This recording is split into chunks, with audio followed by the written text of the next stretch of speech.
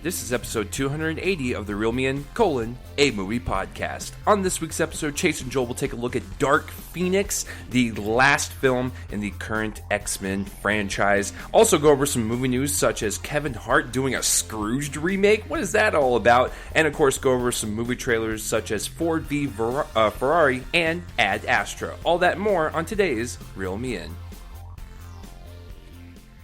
What is going on, everybody, and welcome to another episode of the Real Me In, a movie podcast. I'm one of your co-hosts, Chase Lee, and thank you for joining us on this movie talking journey, the movie podcast that you decided to listen to. If you're a returning listener, welcome back. If you are a new listener, welcome. Hopefully we didn't scare you off too much. But typically what we do is what I stated at the top. We'll go over some movie trailers and movie news that dropped throughout the week and go over a movie or movies that have dropped on said weekend that we record and we review for you guys and break them down.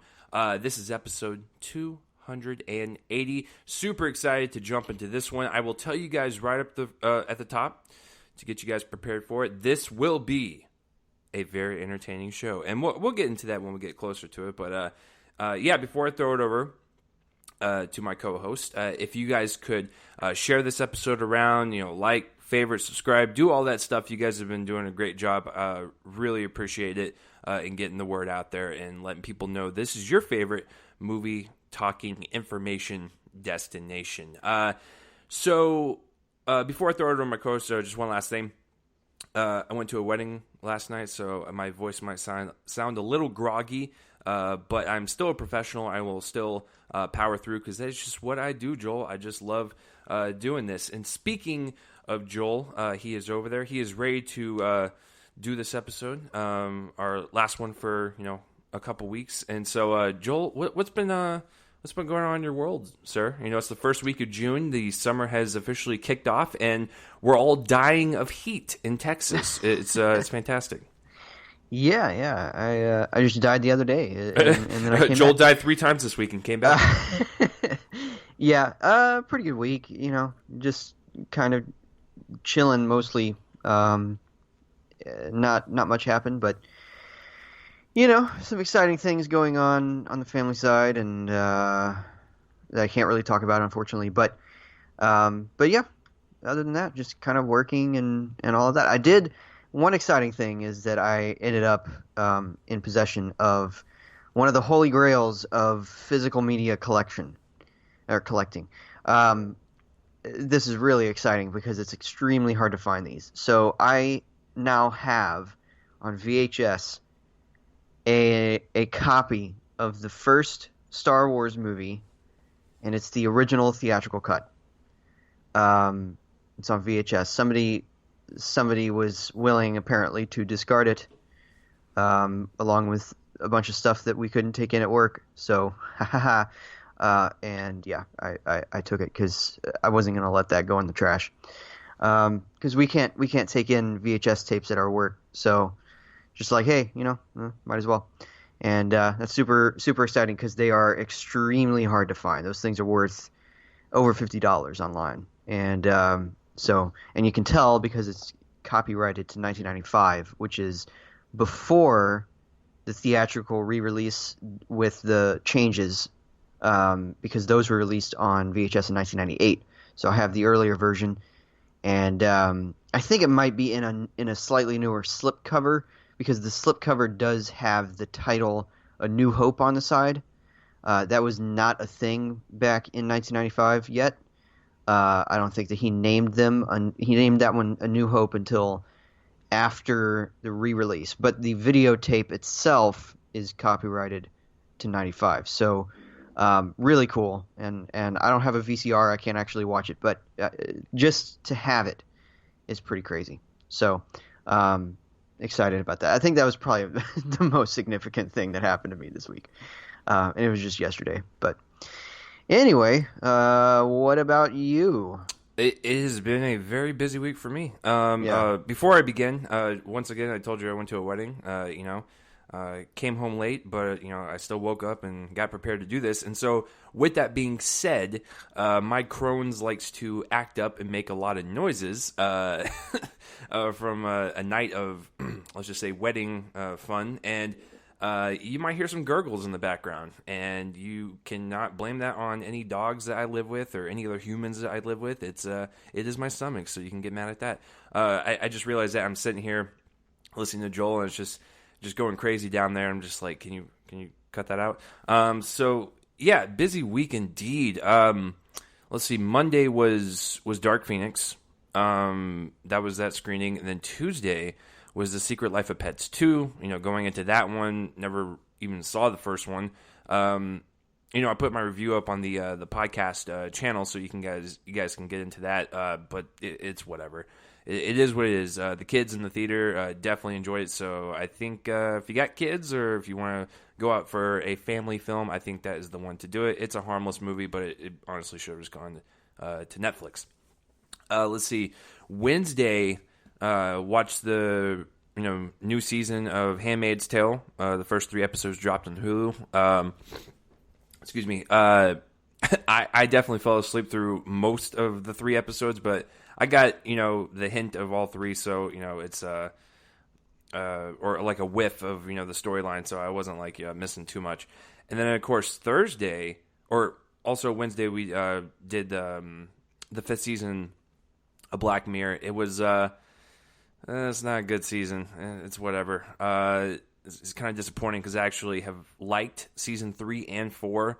That's the seasons that, us, the Americans, have tried to do because the first 2 seasons were over in the UK. So, yeah, the 5th season was whatever. And then Thursday, guys, get ready for it because that mini review will drop this coming week. I actually have a lot, or another one dropping as well. It's late night, and then also the second one is The Last Black Man in San Francisco. That was a heck of a movie. I loved it. And to hear my thoughts on it, I'm gonna try to just be as detailed as possible because there's a lot going on. But I'll do that in my review. But look out for that. So we saw that on Thursday, and then the last Sunday we actually saw Rocket Man. Loved that one as well. I absolutely loved it. Even with I was telling my fiance that. Even with like Bohemian Rhapsody's problems, and you guys know Joel and I butt heads on that one. Even with its problems, I still liked it overall. Rocket Man is a way better film in every regard, and I absolutely loved it from start to finish. And Taron Egerton is absolutely kind of breathtaking as Elton John. It was incredible. And then yesterday, we finally saw it, Joel, after weeks and weeks and weeks of trying to set up a time and a day to go do it because we've just been so busy. We finally saw Booksmart. Oh, good. I loved it. Once again, It's like I've just been hitting all these great notes for the past like 2 weeks in terms of like just hitting movie after movie after movie where I'm just like, wow, this is like a top 10 contender. And so, Booksmart was it reminded me of the same feeling I had when Superbad came out, because Superbad came out I think like 2 or 3 weeks before I started my senior year in high school. So it was a very poignant film. Literally, it was like watching what my future was going to be like, and it really hit me on that level because I have a lot of friends that I've grown up with since childhood and stuff. So it really affected me. And it was the same way with Booksmart. It's like it didn't matter what gender it was. If it was two women or 2 men, it's just like it's still just as relevant. You can still connect to it in some way, shape, or form.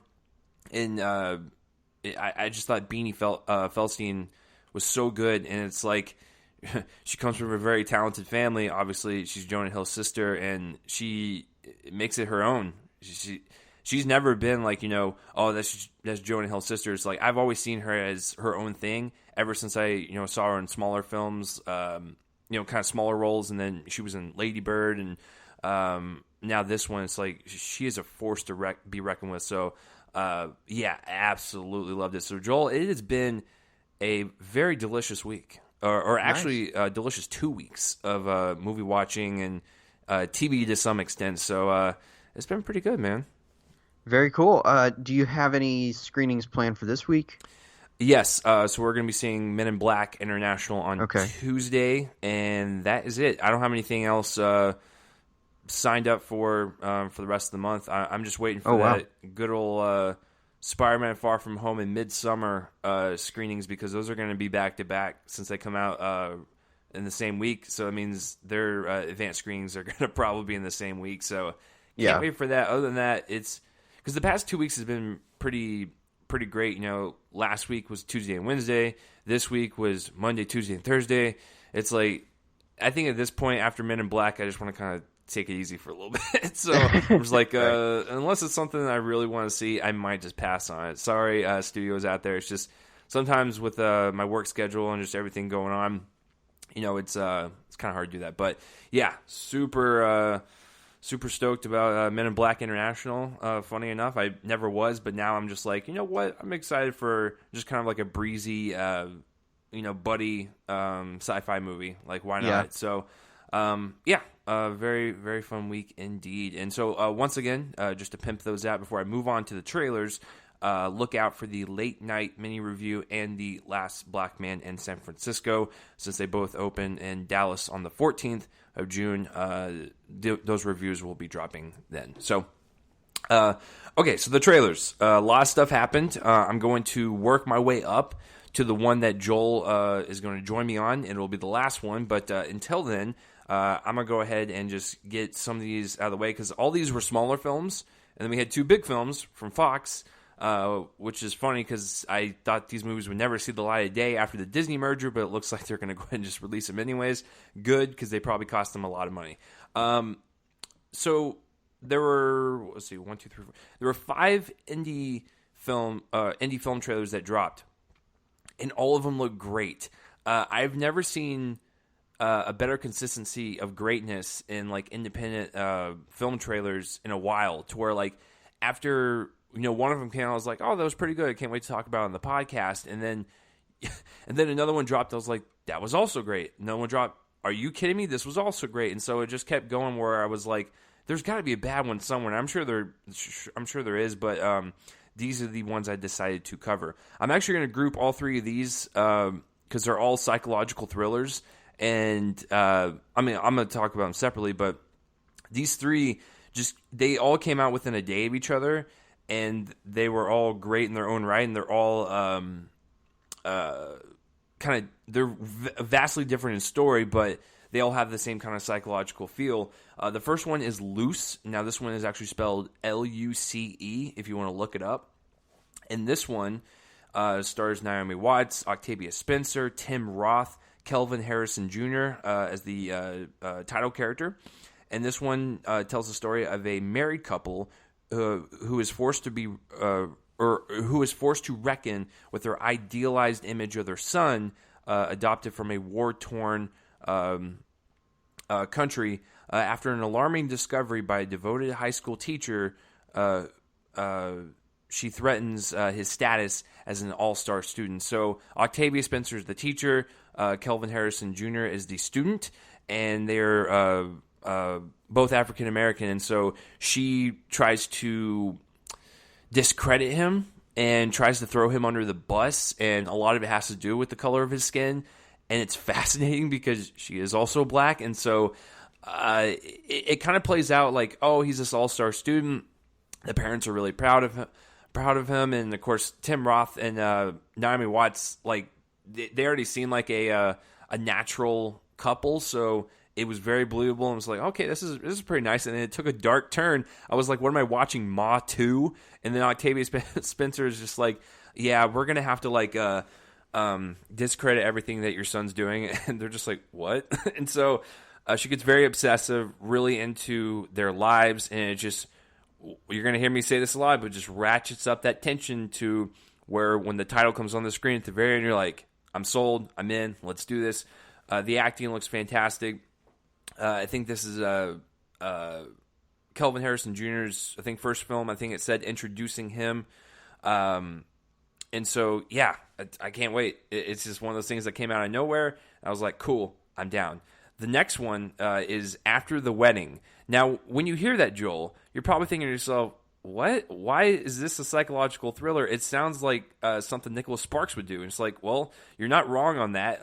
When I saw the title, I was like, what is this? Well, like, it's going to be some goofy comedy where, after the wedding, we get to see the family drama and the, everything afterwards. It's like, no, this is completely different.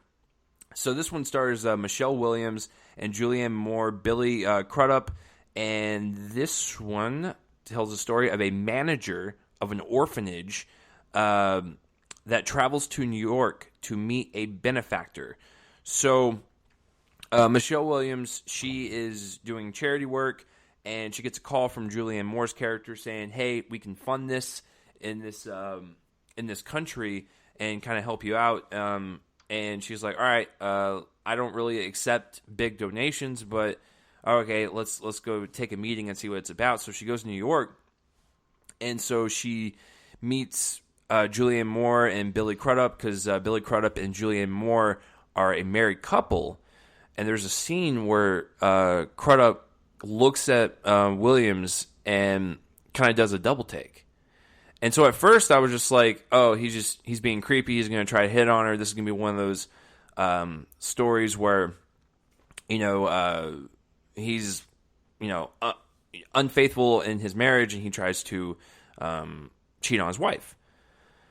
And then the trailer plays on and Julianne Moore is just like, "So how long have you known my husband?" And she's like, "Oh, a while." And it's like, well, what happened between you? And throughout the entire trailer, they don't tell us that secret. Like, they keep it pretty close to the vest, and they keep it very vague, and they're just like, using the type of clips of like, "You should have never done that, it wasn't my choice," stuff like that, and just them yelling at each other, and you're like, what is that secret? I don't know what it is, and the movie, like I said, kept it pretty vague, which I absolutely love. They didn't spoil too much. It's just, like, it sets up that premise very nicely, and then it's just like, what is the mystery? And so the kind of attractiveness of the movie is knowing, like, what is the mystery. And so I liked it a lot. It's got, A-class talent in it, with a premise that seems like if it was in the wrong hands, it would be of, like a Lifetime movie, but I thought it worked. So once again, psychological thriller number 2 really worked in my case. The third one, let's see, where are we at? Oh, Them That Follow. I didn't want to get the title. I was going to do it at the top of my head. I was going to call it like They That Follow and completely just jumble up my words. I'm like, no, I'm not doing that. So this one is called Them That Follow. And this one had, Joel, is it Dever or Dever? Dever, I believe. Dever. So Caitlin Dever, Walton Goggins, Olivia Colman, which was really nice to see in the trailer because it said Academy Award winner Olivia Colman, Lewis Pullman, Thomas Mann, Jim Gaffigan. It's got a really interesting cast.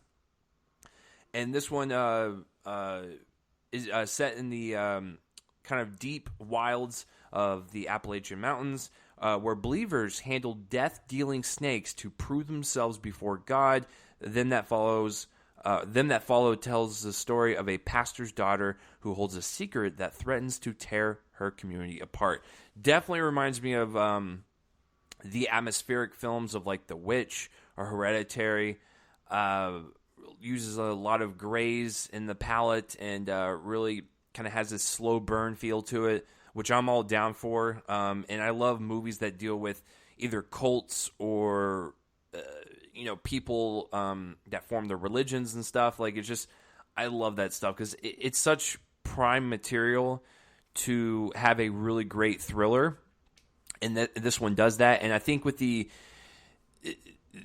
cast that's involved, I think that's another aspect about it that I really love because it was people that really caught me off guard. I was like, Thomas Mann, Jim Gaffigan, and then I just saw Booksmart, so I'm just like, this is such a weird group, and I'm down for it. But once again, it kind of reminds me of stuff like The Witch or Hereditary, or even something I saw earlier this year, kind of like The Wind. That one kind of had like a horror western vibe. This is more of like a horror in the deep woods type of vibe, and so yeah, I'm all down for it. So all three psychological thrillers this week, absolutely fantastic. I loved it. The last two indie films I'm going to talk about, Sword of Trust. This one stars Mark Maron, and I believe it premiered at Sundance, and so it was bought up, and now it's having its marketing run. So this one is Cynthia and Mary show up to collect Cynthia's inheritance from her deceased grandfather, but the only item she receives is an antique sword that was believed by her grandfather to be proof that the South won the Civil War.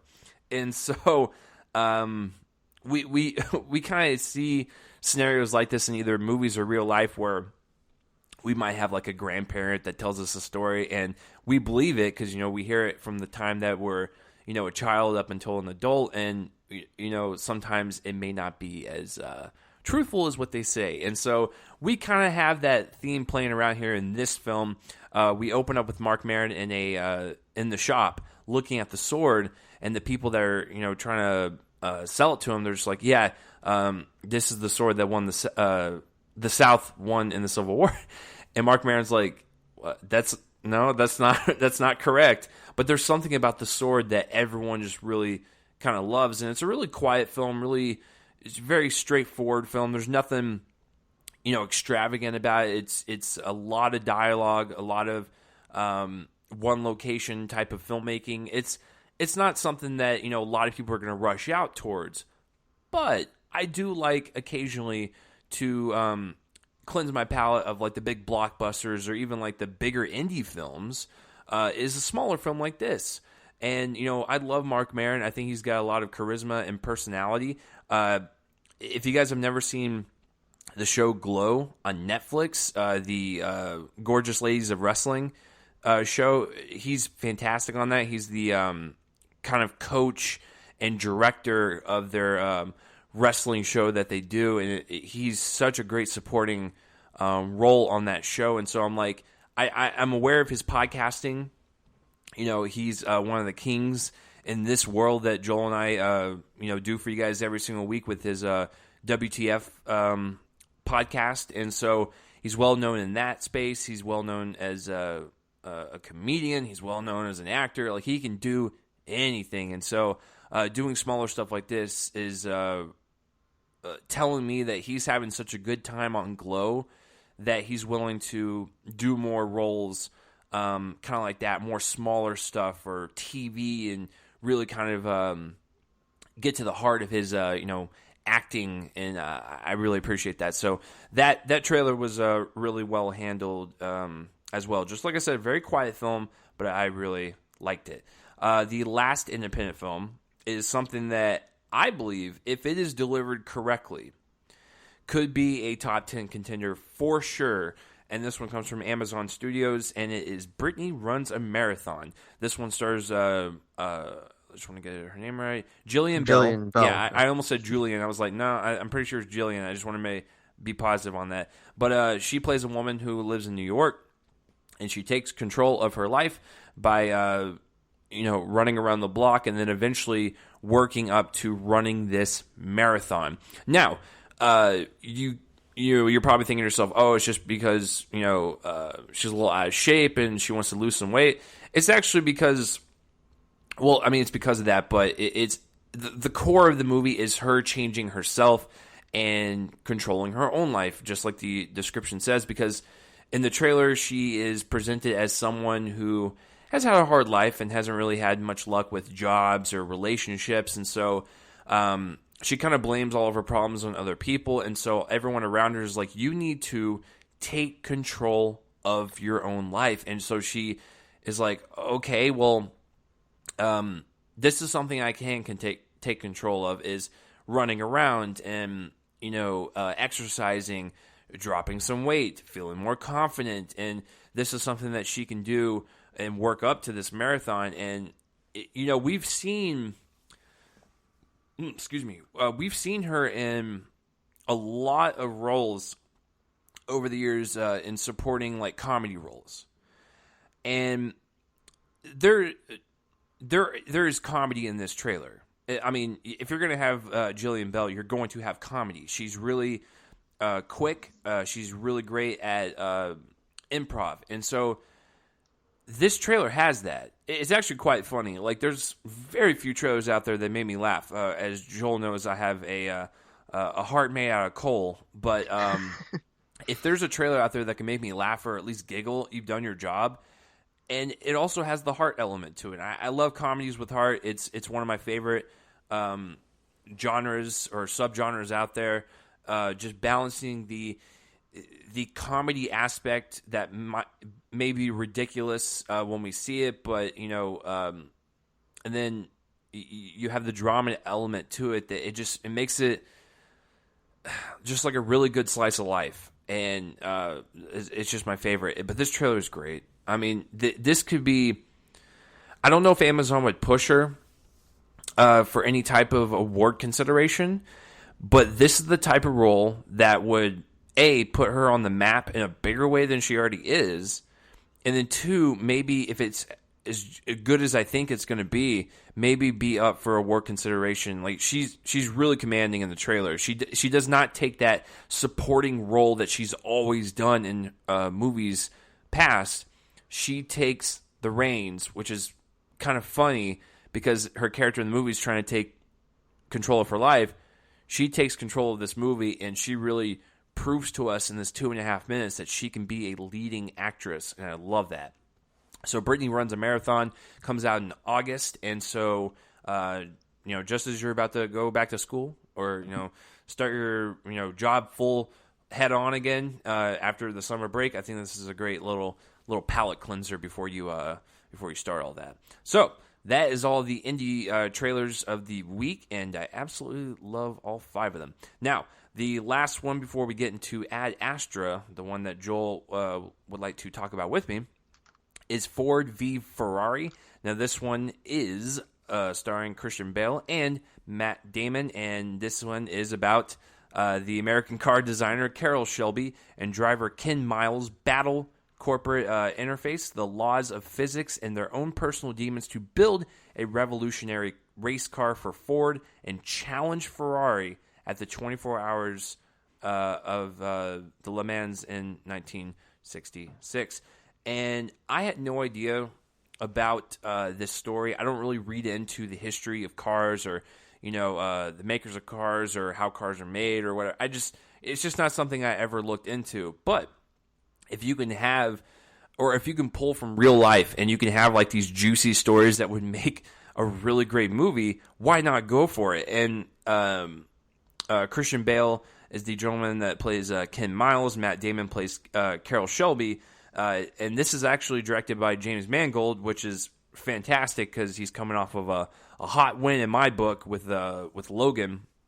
And, he did that for Fox, and this is also for Fox. And this one comes out in, I believe, in November. So they're definitely going to push this for awards consideration, and it looks great. It reminds me of like the flavor of Rush, the wonderful, very underappreciated Chris Hemsworth and Daniel Bruhl, Ron Howard film from 2013, and just like a really great kind of biopic. Because Rush, while it had its own style, its own flair, it was more about the racing. This looks like it's going to be a little bit of both. The racing, the story behind the car that they're building and everything. It just looks really great. And Christian Bale, do we need to go to your therapist or something? Because how do you gain 1,000 pounds for Dick Cheney and then lose it all between projects to do this and look like you're normal? It's just, this man's body must hate him right now. And I don't know how he's not dead. I'm sure his doctor has told him a million times, Christian, stop doing this. Because he did the same thing for The Machinist into Batman. When he was in The Fighter, he lost more weight. It's like, dude, I don't know how he's doing this. But yeah, him and Matt Damon, very odd pairing, but kind of enjoyed it in the trailer. You don't really see them together often. So, yeah, if you put those two actors in there with this director and this type of story, I'm down for it, man. So, yeah, there's really nothing more to say. And the last trailer, I'll go ahead and just talk about it briefly because I know good old Joseph over there is looking forward to it way more than me, even though I really love this trailer and looking forward to it. Joel is looking forward to it because of the filmmaker involved. But the last and final trailer that dropped this week is Ad Astra. Finally, we get a poster, a trailer, and a release date, because for a while it seemed like Disney just wanted to sweep that under the rug and never talk about it again. It was almost like Fox's weird stepchild, and they're just like, yeah, Ad Astra is in our catalog, but we don't discuss it. It's like, come on, Disney, it looks fantastic. Please let us know how it is. And what is Ad Astra? Ad Astra tells the story of an astronaut that travels to the outer edges of the solar system to find his father and unravel a mystery that threatens the survival of our planet. He uncovers secrets which challenge the nature of human existence and our place in the cosmos. To be honest with you, and I mean this in the best way possible, it kind of like feels like the last like 5 years of space films wrapped into one. And that's kind of cool. We're ending, a decade here, and it's almost like the culmination of all space movies we've gotten, whether it be High Life, First Man, Interstellar. It just had like this flavor of everything we've seen so far, but also bring kind of like a freshness to it. Like, because usually space films are like one of three stories. I mean, it's very rare to see a space film that isn't going like down the beaten path of regular space films. This looks different, and I kind of like the fact that they're going as far as they can to kind of discover the cosmos. Once again, kind of bleeding into that Interstellar aspect a little bit, but this is going to be a little bit more grounded. Interstellar is definitely a little bit more science fiction heavy, for sure. But this one, when you have James Gray involved as the director and also the writer, he's brought us films that have like this kind of grounded sense to them. And so Ad Astra is no different, man. When you have Brad Pitt, Liv Tyler, Tommy Lee Jones, Donald Sutherland, Ruth Negga, let's see, John Ortiz, Jamie Kennedy. Yeah, Jamie Kennedy's in it. It's very. We don't see him in the trailer, but yeah, we don't see him in the trailer, but he is definitely there. But yeah, I don't know what else to say. It's a space film that looks phenomenal. I mean, you get this all-star cast, and then you have the wonderful visual effects that I see just in the trailer. James Gray is going to do something special. Unfortunately, and I think Joel's going to probably agree with me, this movie's going to flop. And I hate that it is. And even if it is regarded as one of the best movies of the year, the problem is I think the general public, and I could be wrong, you guys probably listening are like, no, I love space films, and that's great, but we're probably a small group. And I think it was the lack of interest from First Man that really kind of showed me that I think people are tired of space films. I don't know, maybe wait a little bit and then do it, but I think I just think seeing the abysmal numbers from First Man just really made me depressed for the future of space films. But this looks fantastic. I know Joel and I will be there opening day. I know my fiance gets first dibs on screenings and screeners. This might be the one where I take Joel to and give him as a early birthday gift, because we're definitely going to get a screening to it, and I know he's looking forward to it. So Joel, please let everyone out there know in this wonderful internet space why you're looking forward to Ad Astra. Oh, I mean, where do I start? You're totally right about the fact that it's going to flop, and it's sad because this comes out on September 20th. It's opening against Downton Abbey and Rambo Last Blood, or whatever it's called. So, yeah, it's probably not going to do well against those. But, man, it looks excellent. I kind of predicted this because I felt like James Gray wasn't going to give us a typical sci-fi movie, and it doesn't look like one. It looks exactly like what you're saying. It looks like a lot of these recent ones wrapped up, even Gravity to some degree. especially because there's a huge disaster that we see in the opening bit of the trailer, and it causes what's called a surge, and then yeah, there's something I guess tied to this other mystery that he has to solve regarding his father. It looks really thoughtful. It also looks a lot more action oriented than I anticipated it would, coming from Gray.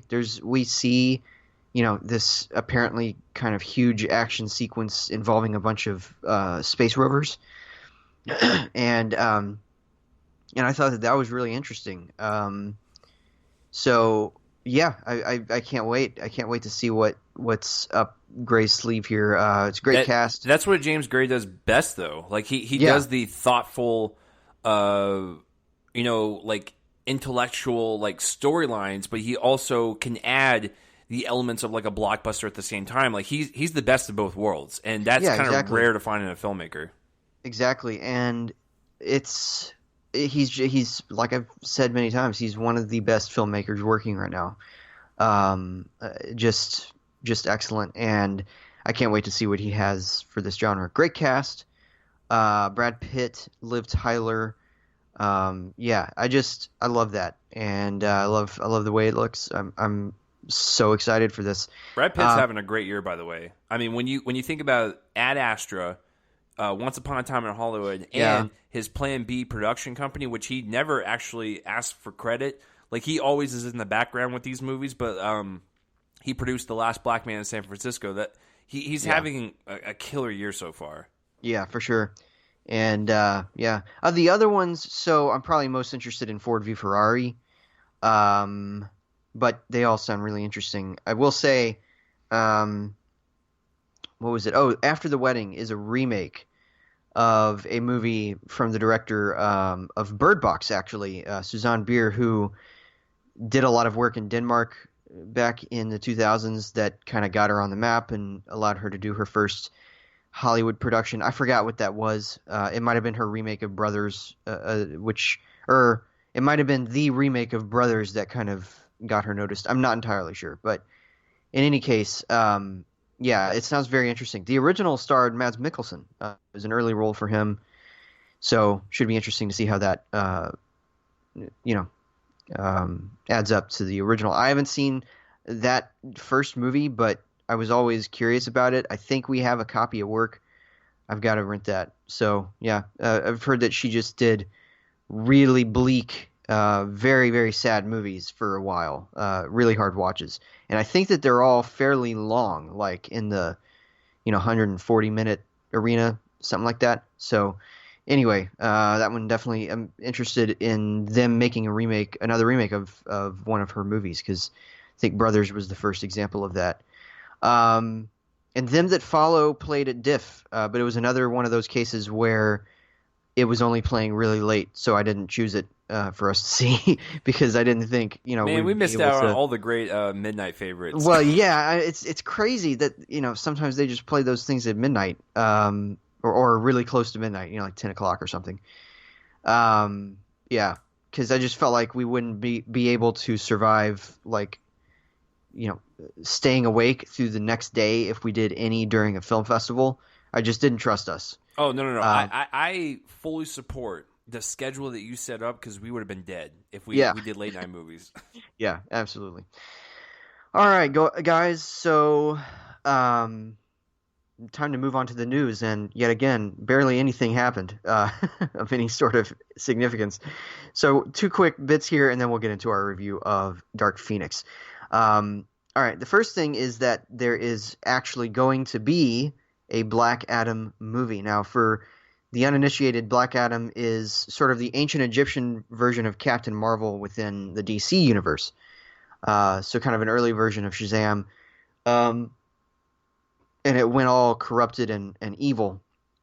And it becomes the major villain of Shazam's in the comics. And they're going to be making a movie. This one's been kind of kicking around for a long time. It's been Dwayne Johnson's desire to make this movie for many, many years, and now it's finally going to happen, particularly off the relative success of Shazam.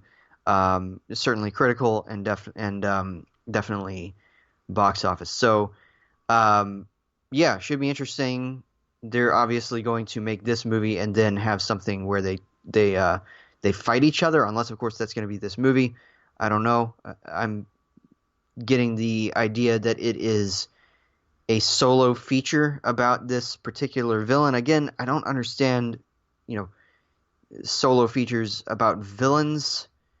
That's why I don't understand why there's a Cruella de Vil movie coming out.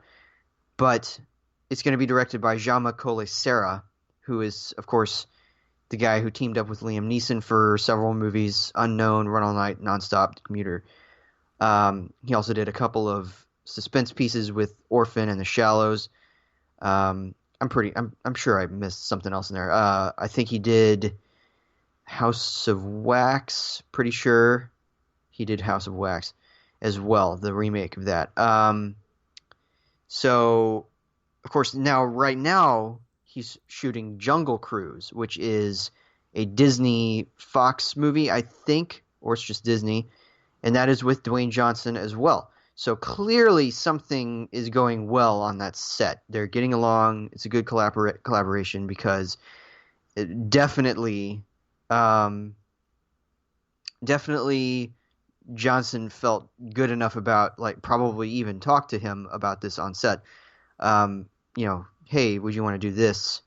And dotted lines have been signed. So yeah, it should be interesting. I'm not a comics reader. I'm not familiar. I did not know who Black Adam was really until looking it up before this show.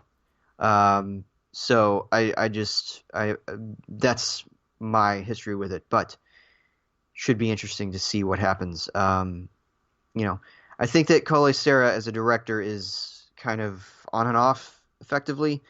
I like The Shallows, I like The Commuter. I like Nonstop. But Unknown was terrible. Run All Night wasn't really anything to write home about. I haven't seen his first two. I haven't seen House of Wax or Orphan. I know that both are kind of really divisive, mostly disliked.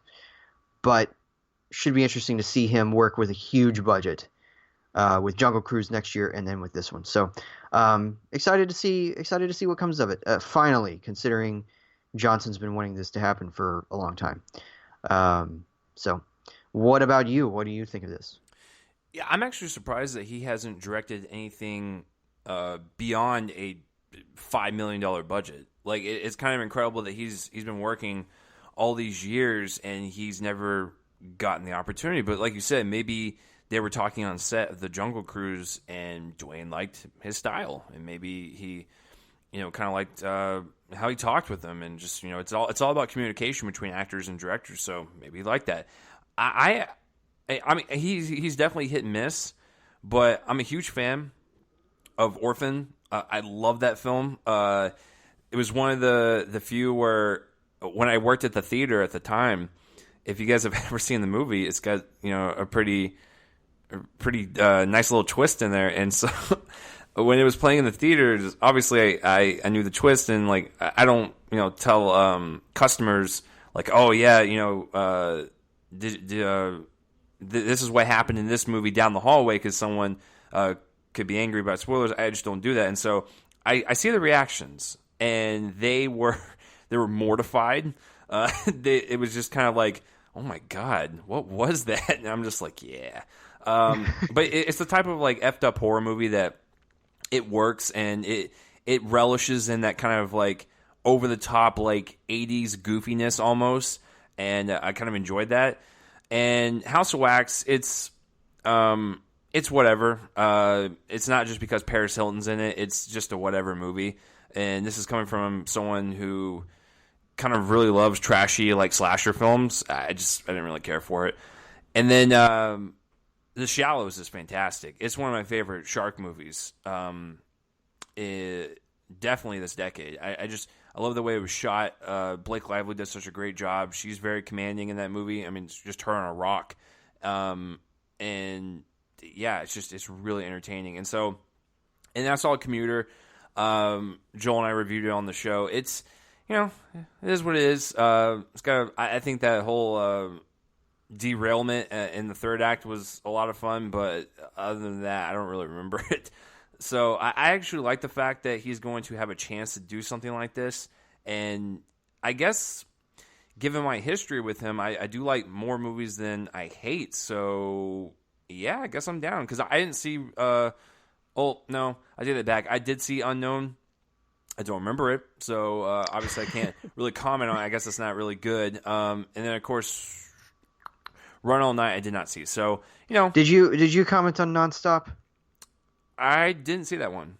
Oh man, that's so good. That's probably his best with Liam Neeson. Because that was the one. That was one on the plane, right? Yeah. Oh man, it's fantastic. That one is actually how high standards our friend Mark Dusek has. That was one of his honorable mentions outside of his top 10. Yeah. And he has not been kind to the other Carlos Sarah Neeson things. So, yeah. Anyway, it's pretty fantastic. It's got a really good cast, really clever kind of Agatha Christie throwback plot, which is basically, somebody was killed in a plane and nobody could have done it. So who did it? Kind of thing. And it's sort of like a commuter situation. It kind of derails in the third act. There's, the motivation is kind of dumb. You mean it deplanes in the third act? Oh man, hey, listen, folks. This is what happens when you're super tired. It's just like they just come to you naturally, and I know Joel's appreciating it. Yeah, don't worry, guys. He's fired after this. So no, but it's a lot of fun getting to the point where it derails is a lot of fun, or deplanes. So yeah, I like that one a lot. That one's definitely the best that he's done, and I like Commuter as well. I thought that Run All Night was kind of whatever. That's not one you need to rush to see. Unknown, I don't blame you for forgetting. That's easily my least favorite. I vaguely remember that there's this completely like narrative ruining twist at the end that just makes no sense, and yeah, it's bad. But anyway, so these should be interesting next projects for him. All right, so the other bit of news, and it's the only other one, is that we have a remake of Scrooged coming out. Now, you're like, wait, what is Scrooged? Well, hopefully you aren't, because it's a really good movie. I haven't seen it since childhood. I need to rewatch it. There's a friend of mine who makes it yearly viewing, so he got mad at me when he discovered that it's not for me. But yeah, I did like it. It's the Bill Murray comedy from the late '80s, directed by Richard Donner, who made the first couple of Superman movies, and also stuff like Conspiracy Theory, Lethal Weapon, the first one I think at least. So yeah, this is going to be a remake starring Kevin Hart in the role of presumably the TV executive that Murray played in the original, who is visited by various ghosts, and it's the Christmas Carol story. It's just a comedy version of it. I'm like inevitably spiritually tied to the Christmas Carol story. It's one of my favorite novels of all time. And I've seen and been in multiple plays adapting it to the stage.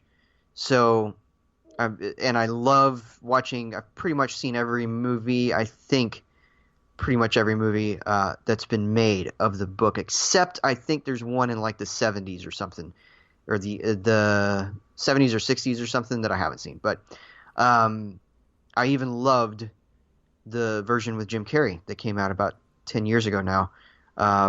But I was also a fan of Scrooged, and of course I saw it because of my love for A Christmas Carol, and it's a good telling of the story. It's really funny. It twists it to be, funny with heart, and yeah, that was one that Ebert was kind of crazy about. He hated this movie, and I don't understand that. But obviously I'm going to see this new version. I don't really understand why it's being made. Although putting in the context of a bunch of Paramount movies from the 80s, I guess it makes sense because we've got a Top Gun sequel coming, we got a Coming to America sequel coming, we got a remake of 48 Hours, another Beverly Hills Cop, a Terminator movie coming this year, a G.I. Joe movie that just got dated. I forgot what the date was, but they just released Pet Sematary. So clearly they're trying to go back to the 80s and redo it all. I guess it makes sense that at some point they were going to get back to this. And, Kevin Hart's got a certain level of energy. Sometimes it works, sometimes it doesn't. It should be interesting to see him in a role like this because he has a completely different energy than Murray, who's a lot more laid back. I would say that Hart's a little more neurotic and manic in his sort of comic approach to roles. But again, it's another Christmas Carol storytelling, so I'm going to see it. So I'm excited for that. What about you? Are you just baffled by the fact that they're making this? I have no skin in this game. I got to be completely honest with you. I've seen a handful of retellings of the Christmas Carol, and I saw the Jim Carrey one, and I think I saw the Muppets one, maybe a TV movie one, but I've never seen the Scrooge one. Okay. Hiring Kevin Hart is going to be fascinating because he's going to be the first person to take on this role in its retelling history to where the top hat's going to be taller than him. And so it's going to be quite weird to see when he puts on the clothes and the top hat's taller than Kevin Hart. But he's entirely swallowed by the hat. He's just a walking top hat throughout the snowy city. That would be hilarious. Once again, I have no skin in the game. I'm not as huge fan as Joel is on this story. I quite enjoy them. And I'm curious to see what he would do. Kind of like with Joel, I'm like, why is this being made? But Kevin Hart still has his fan base and his crowd. I'll check it out. Even if it's like an abysmal train wreck, I still will want to just check it out because I'll be curious at that point. But yeah, cool. I guess if you got the money to remake things, Joel, is it a good idea sometimes? Probably not. But if you got the money to do it, I can't stop you. Right. Okay, so before we get into our review of Dark Phoenix, I know y'all are all excited about it, but we just kind of blasted through everything pretty quickly. So I'm gonna extend this just a little bit, and I'm gonna have Chase and I kind of run through the X-Men series and our thoughts on each movie just briefly.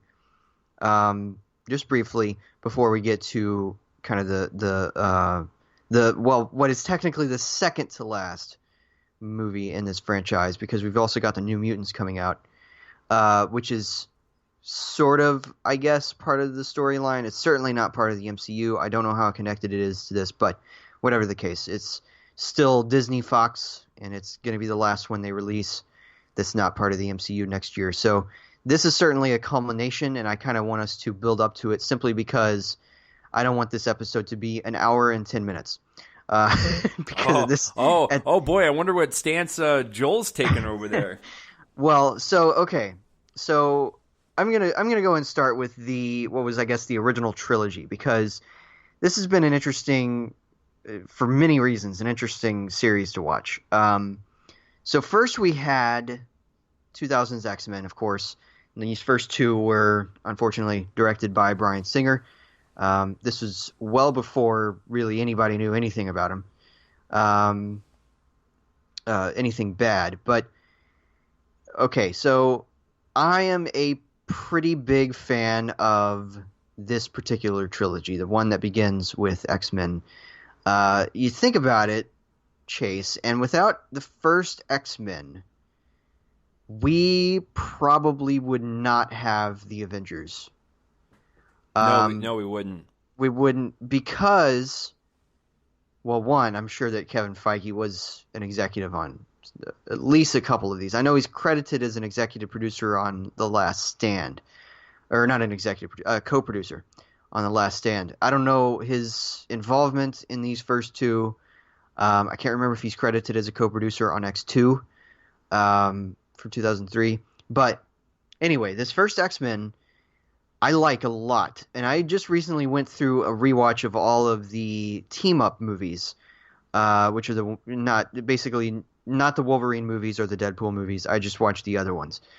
And I really like this first X-Men. I think that it's pretty significant in how much ground it covers in only 104 minutes. And you think about it, it introduces all of the team members.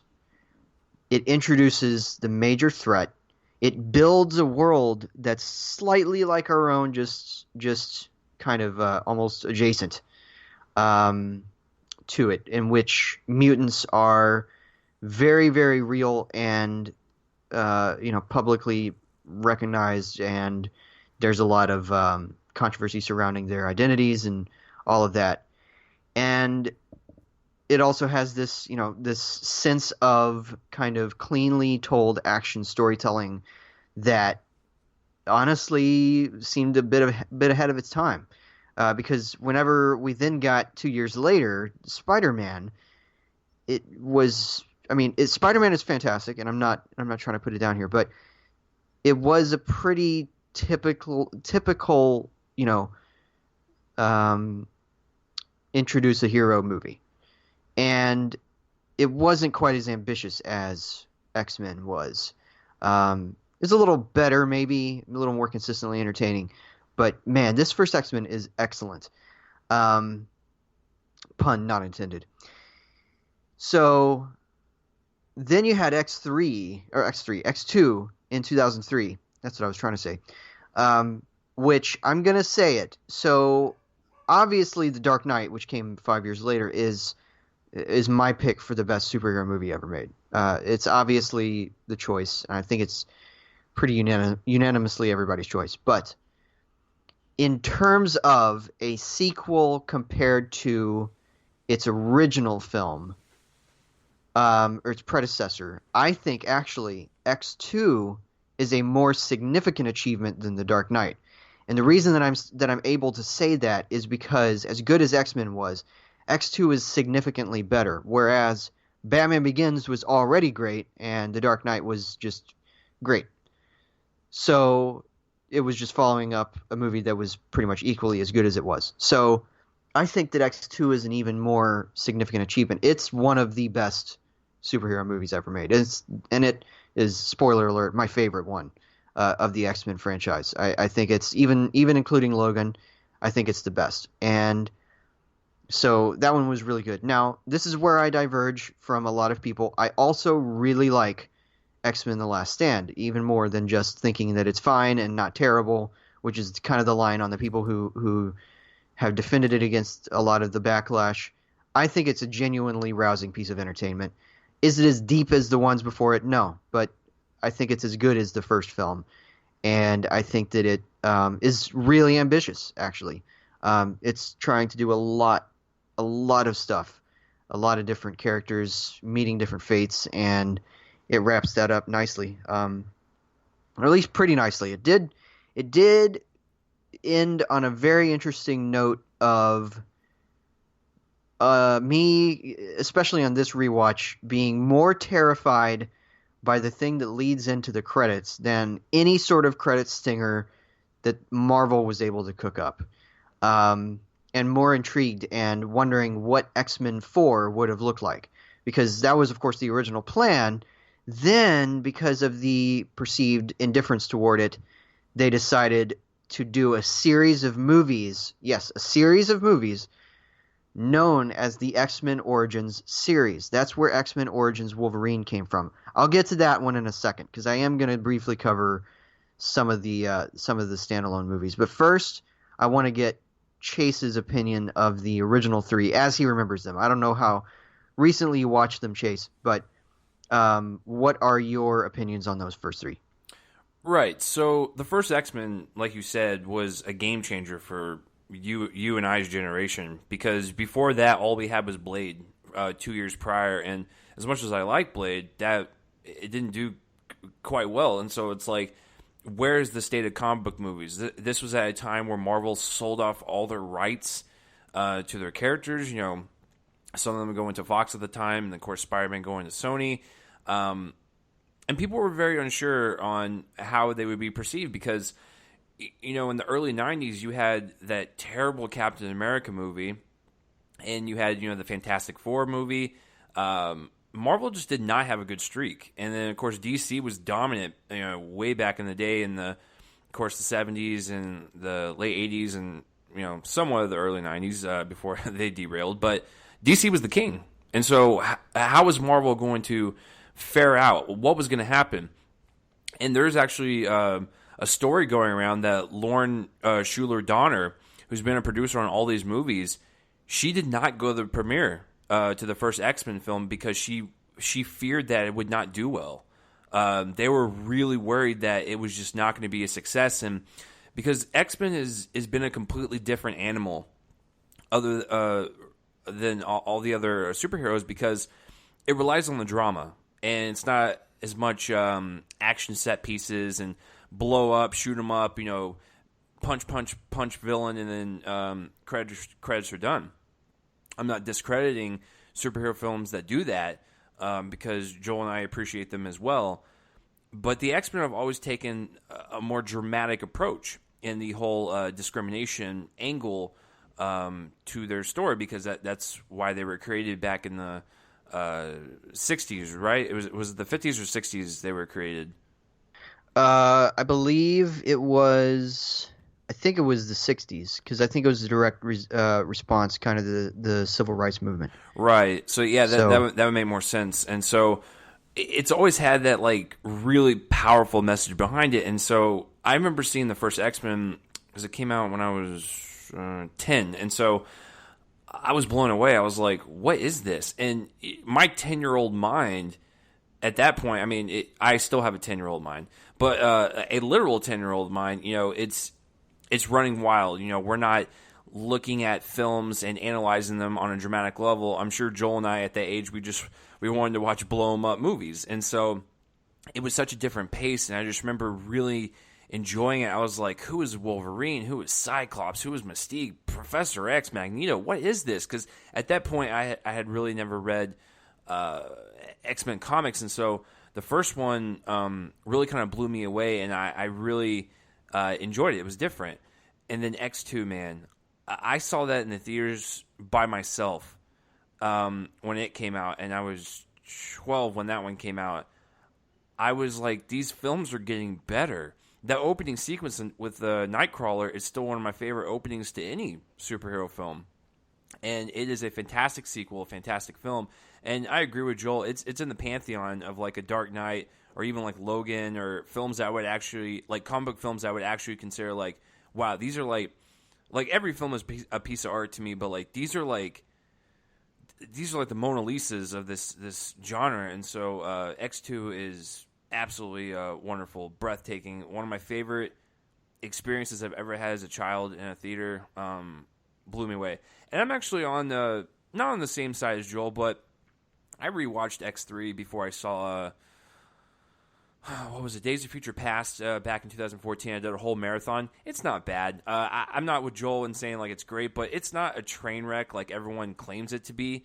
A certain film with the name Origins has that title in my eyes, but X3 is fine. But yeah, as a overall trilogy, it's a pretty great start and really kind of caused this boom in the comic book genre. So that's kind of my thoughts on the original three.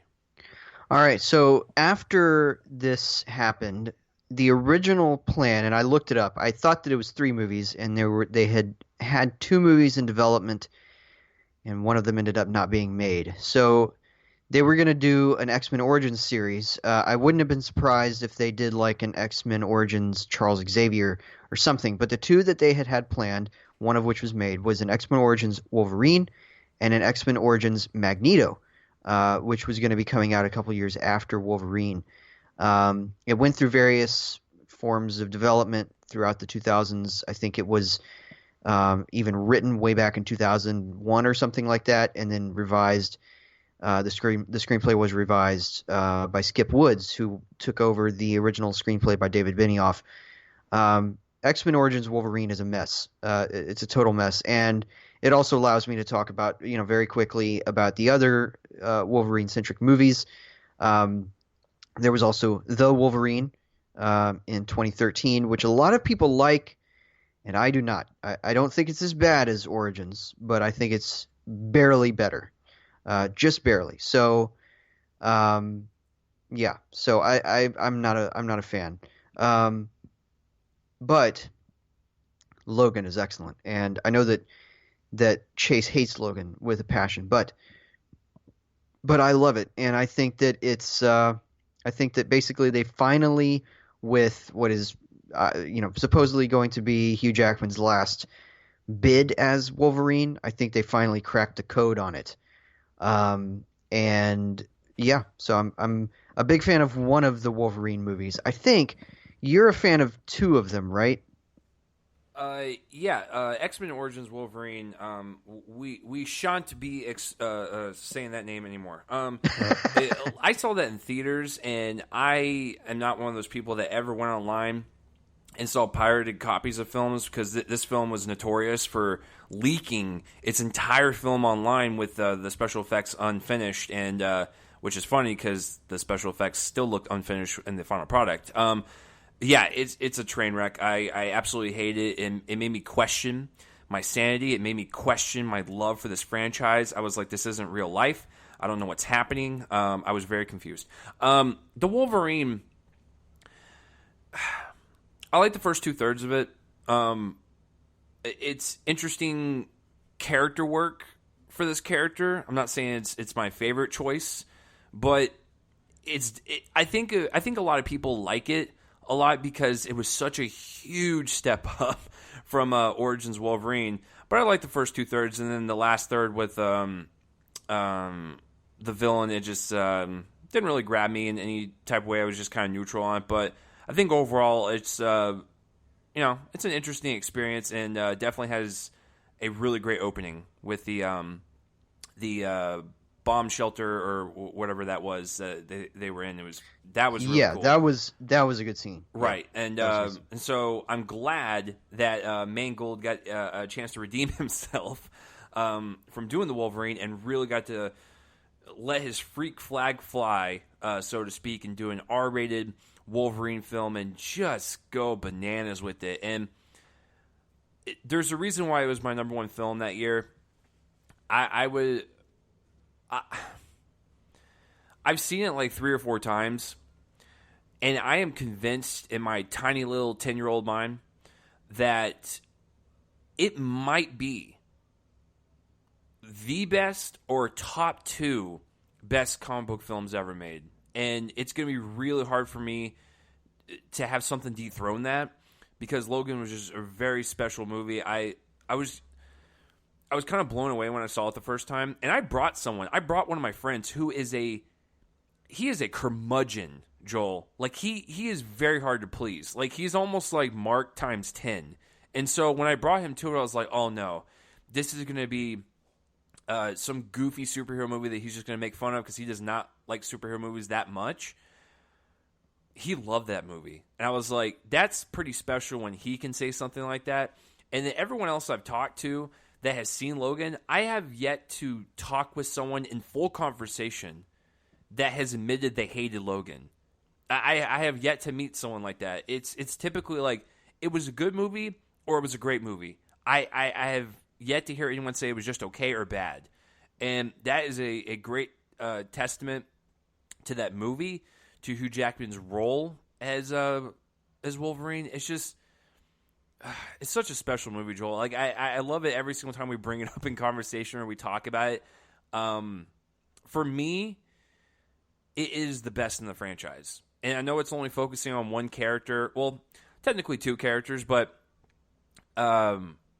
it's special, man. It gets me every time when I think about certain scenes, and it's I think it's going to be a very long time before I say Logan is going to be dethroned by another great X-Men film. I don't think anything could beat it. Yeah, it's pretty great. Yeah, it's pretty great. It was right outside my top 10 that year, so I love it. All right, so before we get to the new series, in the midst of X-Men Origins Wolverine, one of the casualties kind of that movie's treatment of pretty much every character was Deadpool. And later on, he was resurrected in the form of Ryan Reynolds playing him again in Deadpool and Deadpool 2. I think that both of the movies are okay. Maybe not as special as people seem to think they are. I know that Chase has a higher opinion of them. But it's interesting. They were initially conceived back in 2003. He wanted to do this with David S. Goyer, and that ultimately took a back seat, ironically enough, to filming Blade Trinity. And then, of course, he played the role in X-Men Origins Wolverine, and it went terribly awry because of what they decided to do with the role, as basically just his mouth was sewn shut, and that doesn't really, track with Deadpool, who's very talkative and all of that. So Chase, I'm kind of in the middle. I think that they're fine. To borrow a word from you, they're fine. They're fine movies. I think that certainly Reynolds is having fun, and he's the glue holding them together. I don't know if the movies around him really work. But what were your thoughts on the Deadpool movies, really fast?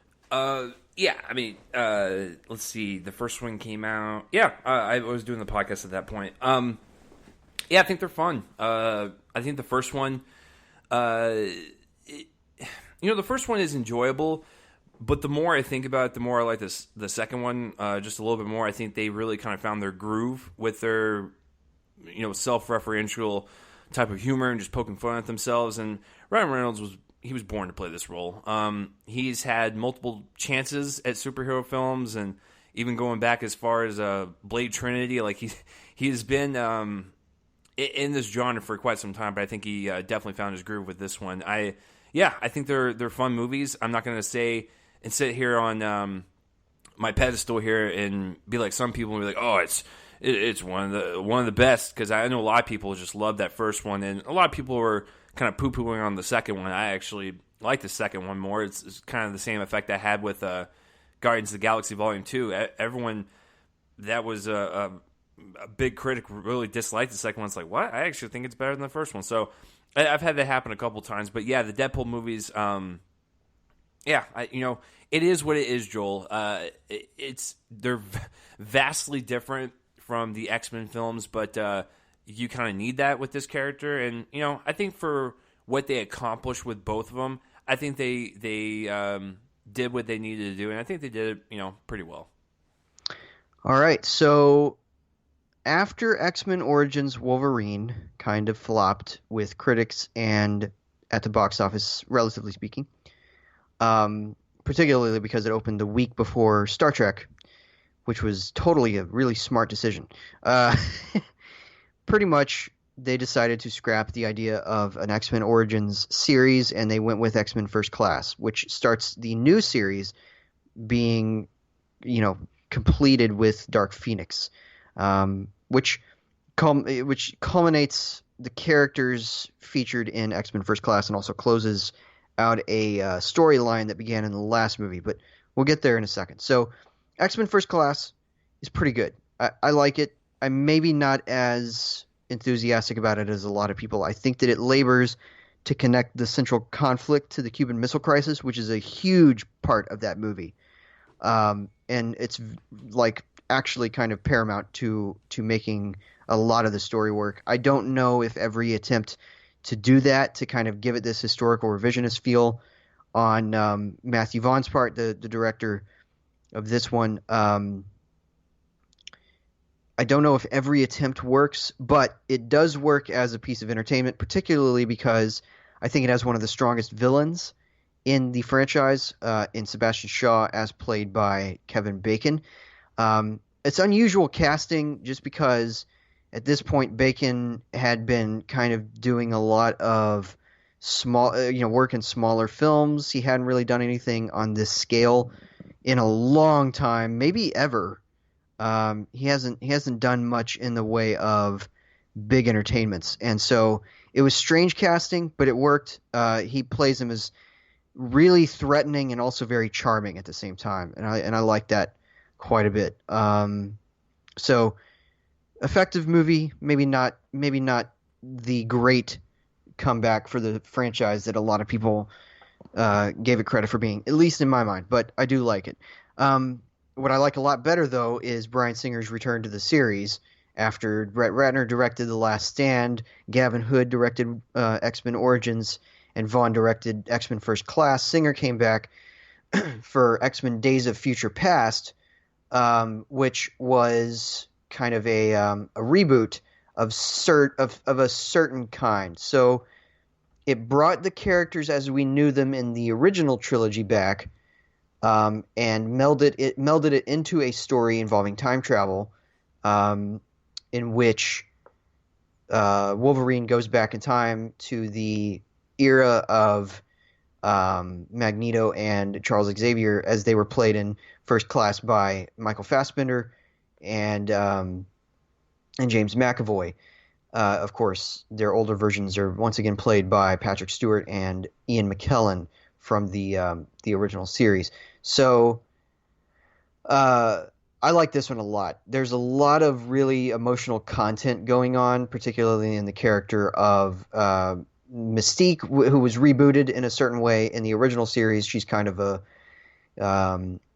cipher. You don't really know much about her. She certainly doesn't have the history of friendship that she does with Xavier in this new series, but you can tell that basically they're just working within an alternate timeline, and that becomes true by the end because the timeline involving the Jackman, Stewart, McKellen kind of era is closed. Some of the stuff is reversed, including all of the events of The Last Stand, and some of the events of X-Men Origins, and they are entered into kind of a new, more peaceful timeline. Meanwhile, we follow the rest of the timeline through to this movie that's coming out this week, and that includes the events of X-Men Apocalypse, in which the team, headed by the James McAvoy version of Charles Xavier, fights against Insaba Nur, who is also known as Apocalypse, an ancient villain, first ever mutant, and thus kind of the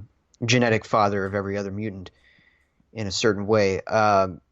X-Men Apocalypse is kind of in the same boat as far as third movies go as X-Men The Last Stand, maybe even to a greater degree, of being kind of shrugged off. And I like, and I know that you do too, Chase, and I'm glad that you do.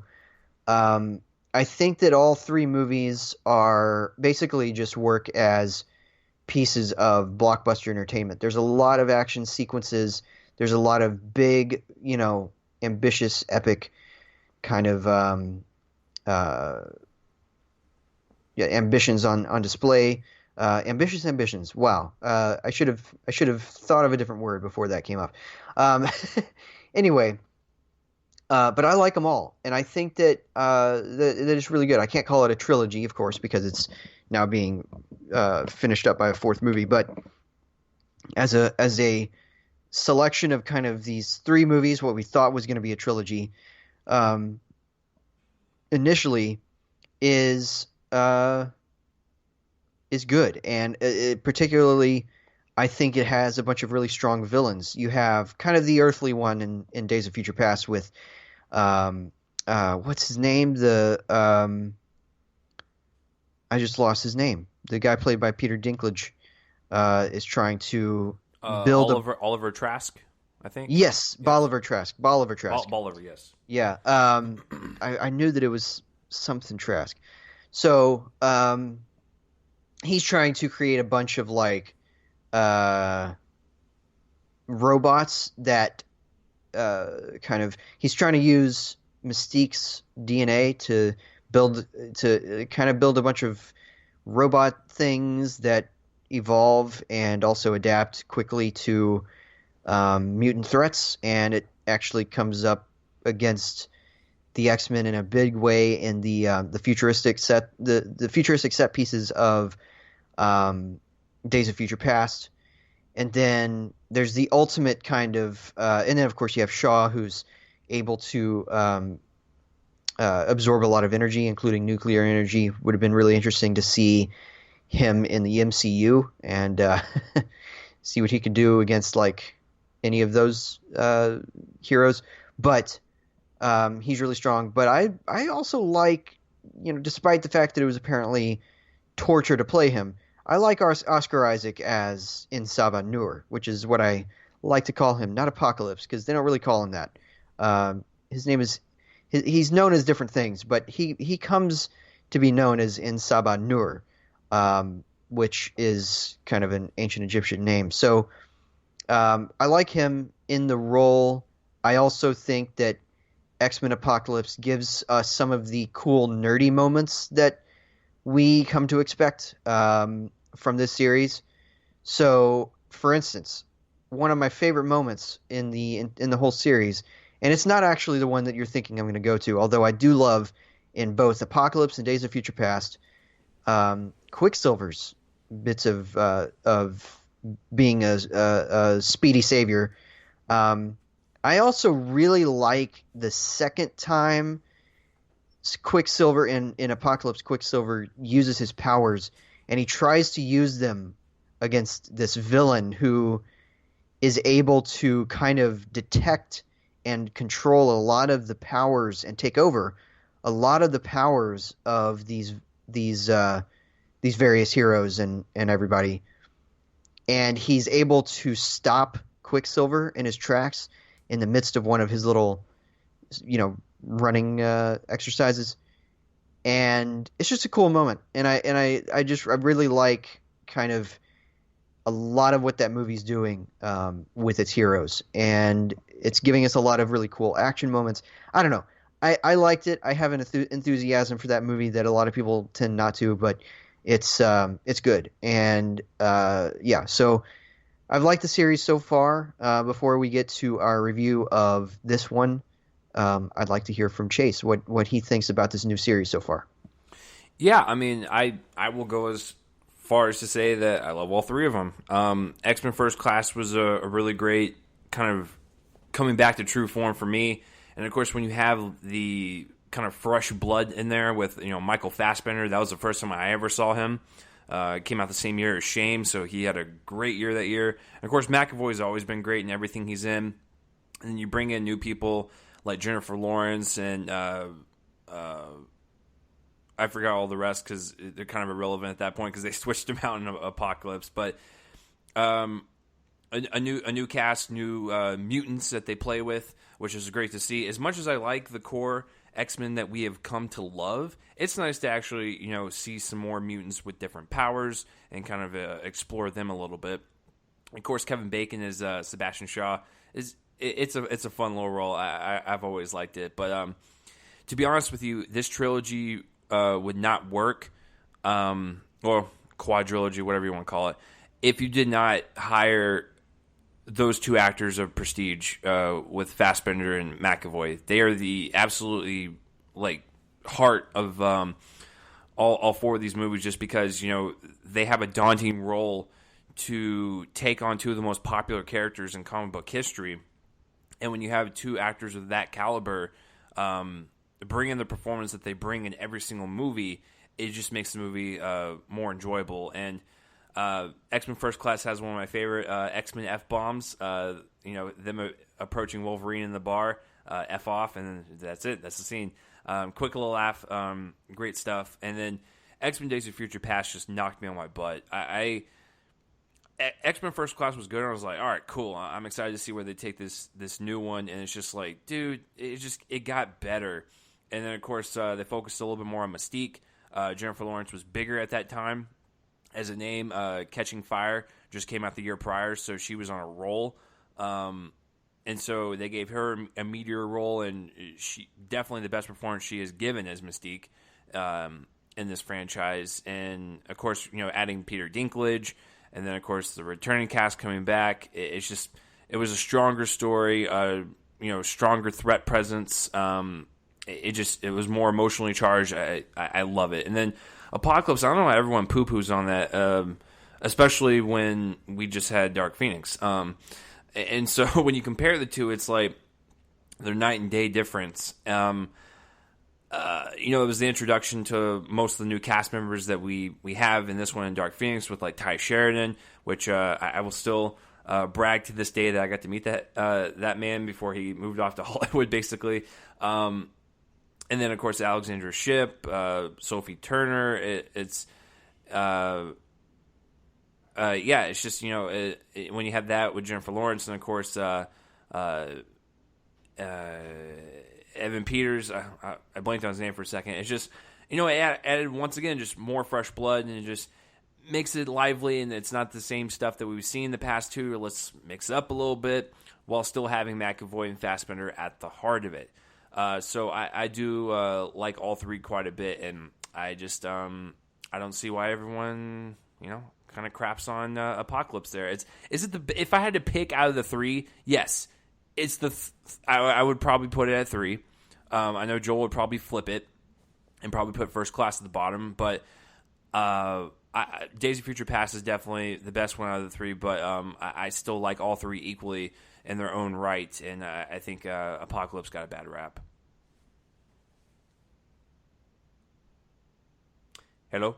Yeah. So okay, so we're gonna Joel just did die from the Texas heat. Listen, if you guys thought I was joking about this heat, I mean, Joel died in an air conditioned house. That's how bad it is over here. My fan is on and I am sweating. No, okay, so no, we're gonna get to Jennifer Lawrence because, in fact, particularly because of her presence in Dark Phoenix. It's interesting to note she was sleepwalking in Apocalypse. Let's get that out there. Well, I don't know about as badly as you think.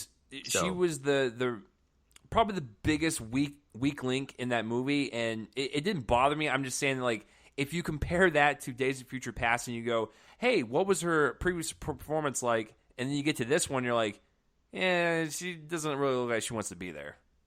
It's true. And here's the thing. It's really funny to consider this now because she didn't end up needing the series. So, okay. So we're going back to the first movie, which came out in 2011. And this was before the days of the Hunger Games. And it was, more importantly, only maybe 8 months before the Hunger Games came out. So she came off of an Oscar nomination for Winter's Bone. She got cast in a big... technically she had gotten cast in this and it was shot before she got her Oscar nomination, but she was still this kind of rising star in the indie world. She got this, her kind of first big break. It came out, it did really well. It got her kind of on the map a little bit. And then she had this enormously successful 2012 because she had the Hunger Games at the beginning of it. Then she won an Oscar at the end of it. So she ended up not really needing it, but then she was tied to contracts and had to come back for the role. And she does a really good job in Days of Future Past. I think it's because she was in this peak period of her career as kind of this big face. So yes, she basically, filmed First Class. Then she filmed Silver Linings Playbook. First, I believe, before the Hunger Games, and then she did this big run of like the Hunger Games, then its sequel, then XMen: Days of Future Past, and then the parts of Mockingjay that she was in, then Apocalypse, then now Dark Phoenix, because Dark Phoenix only it filmed a couple of years ago now, so she had this period of time, I think, where maybe her exposure to this kind of, the industry, this part of the industry, I think kind of maybe broke her a little bit because, as we know, she took a year off of acting. It hasn't seemed like that to us because she was in Red Sparrow and then now she's in Dark Phoenix and all of that. But she filmed all of that stuff as well as, films like Mother and all of that, all during this Joy. All during this process, but I think that maybe what happened was she took on a little bit too much because she then took a year off of acting, and I think it's because she just needed a break. And so, filming 2 massive series right by each other, essentially, concurrently with each other, that can do a lot to you. And so I think by the time she reached Apocalypse, she was done. She was just kind of mentally done, which isn't an excuse to not give a good performance. I think that she's a little bit better than you're saying. Honestly, there's some good moments there. She's not as committed as she was in Days of Future Past. Um, she's maybe a little more committed than she is in Dark Phoenix, but we'll get to that in a second. Um, but yeah, I think it basically she was just tired, honestly, and not just tired of the role. I think that she was just exhausted, and so yeah, she had not just done two X-Men movies. She'd also in the span of only a few years done four Hunger Games movies, and that's pretty big. So yeah, she just ended up not needing the series, and it came at a weird part of her career, and I think is going to be looked back on with a little bit more bafflement um, in years and years from now when people don't have that context and aren't considering it because that always happens. Um, I think that people are going to look back on it with a little bit of bafflement, like why did she need that series? And the truth of the matter is, in terms of hindsight, she may not have needed it at all, really, to boost her image. So, um, to get her more roles, I think it was Hunger Games that helped with that more than this series. So, and it's kind of evidenced by the strong work that she did in the Hunger Games movies. I think that she gave a consistently good performance in those, and that's a consistently good series. So, yeah, it's interesting to note her kind of progression or regression, if you want to look at it that way, in this series. It kind of went up with Days of Future Past and then down. I would definitely argue that. But yeah, so now we reach Dark Phoenix. This one takes place. Get this, Chase, and I don't know if you knew this or anything, but this one takes place 30 years after X-Men First Class. So it doesn't seem like it because yeah, Joel, did you not read the comics, you dumb? Every single mutant has an anti-aging element to them. Come on. oh well, Yeah, did you not know yeah. that?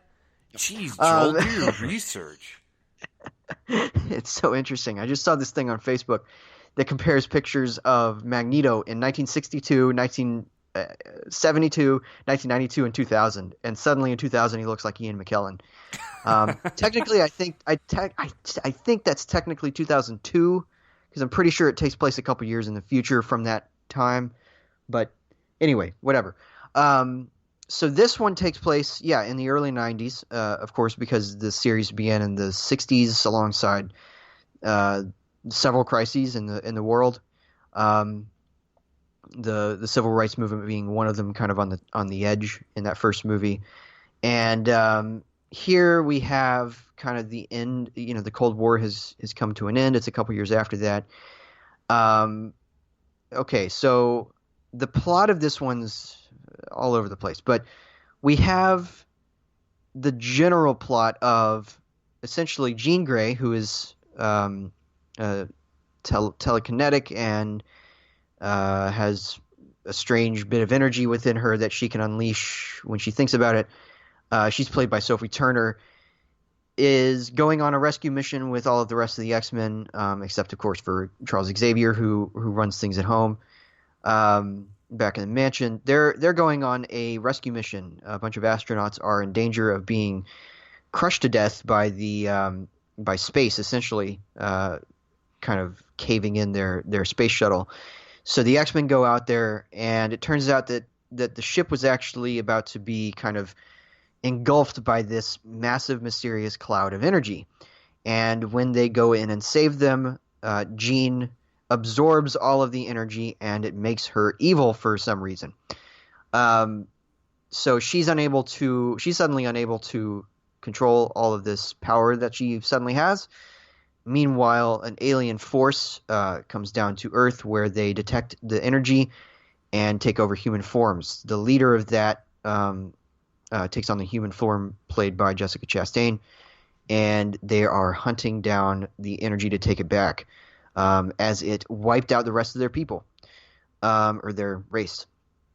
Back on home, though, Jean has kind of this existential crisis of not knowing who she is or what her purpose is anymore, considering now that she's, basically got this massive, uncontrollable cloud of energy within her, and it causes some pretty tragic results in the process. So, all right. Chase, take it away. I've given the plot.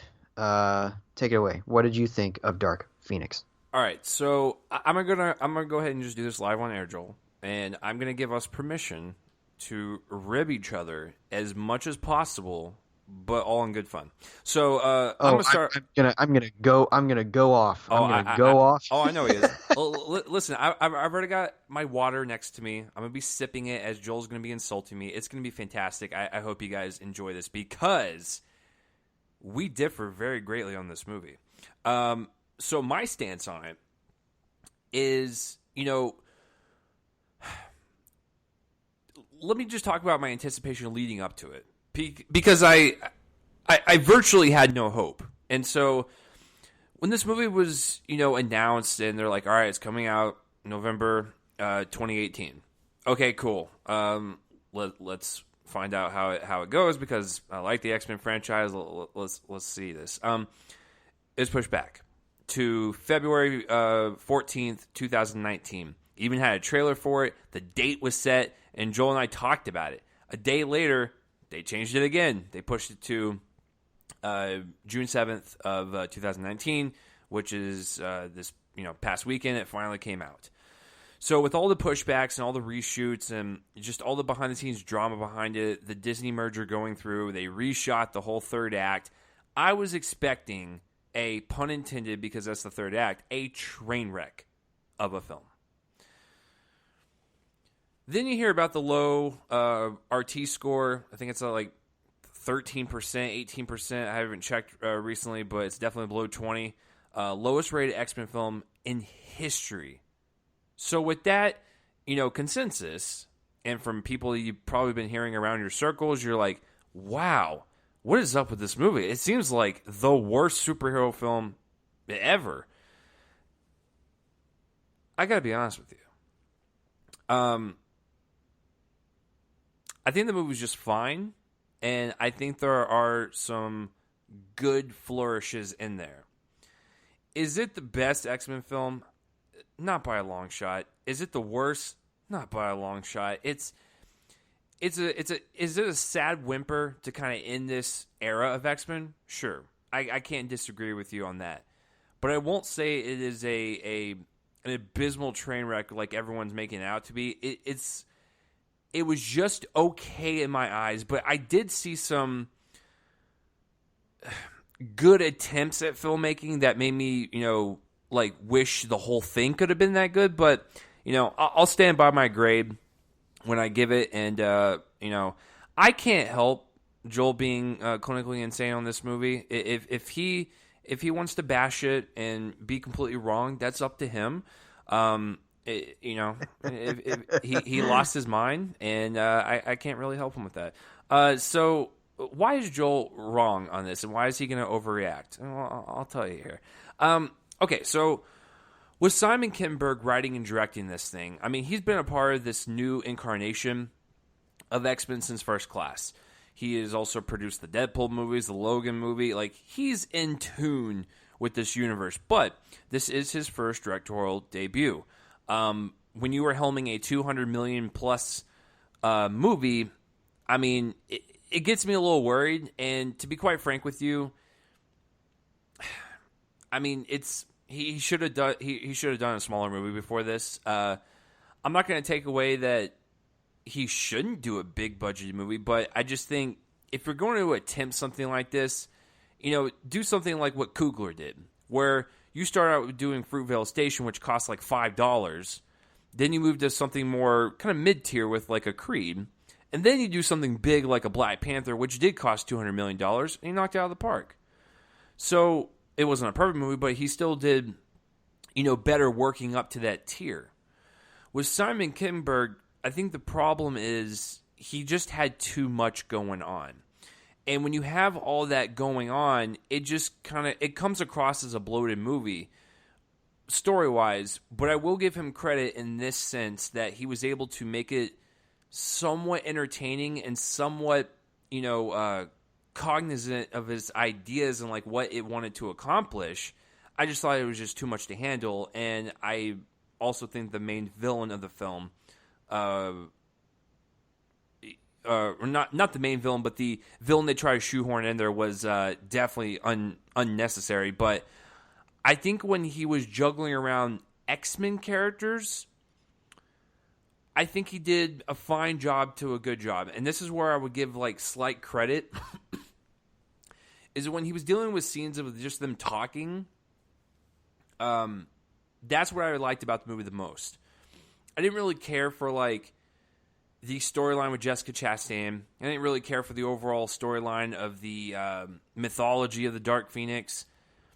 I really appreciated just the interactions that everyone had with each other, whether it be Professor X talking to a young Jean Grey, or Cyclops talking to Professor X, or Cyclops talking to Mystique, or Jean Grey. It's just I like the kind of bouncing back and forth between everyone just kind of talking with each other and kind of balancing out in that sense, and the drama aspects. Now, a lot of people are pinpointing out the script written by Simon Kinberg and some of the dialogue and forced and sounding corny. Once again, I can't really disagree with you. I just thought it was bearable for me to where I was like, it's getting from point A to point B to point C to point D to where it's moving at a smooth pace to where it didn't really bother me that much. I was like, it's fine. Like, it's there. It's not really provoking anything for me.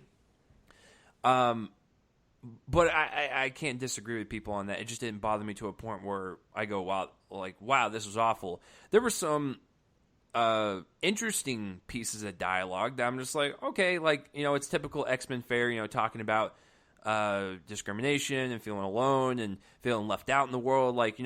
It's the typical kind of speeches that we expect from these movies, and some of them aren't bad. It's just it's not like Days of Future Past or like Logan level. It's just kind of like it's whatever. Speaking of the dialogue, I will say that I know Joel will definitely agree with me on this. This has the worst one F-bomb use in any X-Men film, because it's painful. It's painful. It was first of all, it was right after the use of another bad word, right? And I was like, oh, so they've said that. I wonder when they're going to use the F. Oh, there it is. And it happened so quickly. It's almost like as if Disney saw this and they're like, yeah, we want adult films, but we're also a family brand. Can you just make it muffled and as fast as possible? And listen, speaking of the person that says it, because I don't think it really matters if I spoil this, it's Cyclops, it's Ty Sheridan. I like that kid, and he was really cool to talk to. I've enjoyed most of the movies that he's been in. He's not a tough guy, and he's not there yet. And when he says it, it's just I'm gonna effing kill you. It's just chill. You're 12 years old. So yeah, I think the one use of F-bomb doesn't really hinder my grade. It's just something I had to point out. It made me sad inside because I was like, oh, that's where they used it. So just a little thing. But yeah, going back to the script and the directing and stuff. Like I said, is the Jessica Chastain storyline unnecessary? Yes. I did not like any of the scenes that she was in. Everything that she was talking about, it did feel like a first draft script. But when she was off the screen and we got down to the core of what the X-Men and the mutants are all about, which is the drama between the characters, I thought Simon Kinberg did a decent job at it. Not a great job, but a decent job. And I'm going to justify my grade when I get to the next section here, but he did a decent job with the kind of interactions between all the mutants. That's what we're here for. And then the dialogue, I can't disagree. It is sometimes a little hokey. It is what it is, but it wasn't awful to me like some people. And then the action set pieces in the third act that they restructured.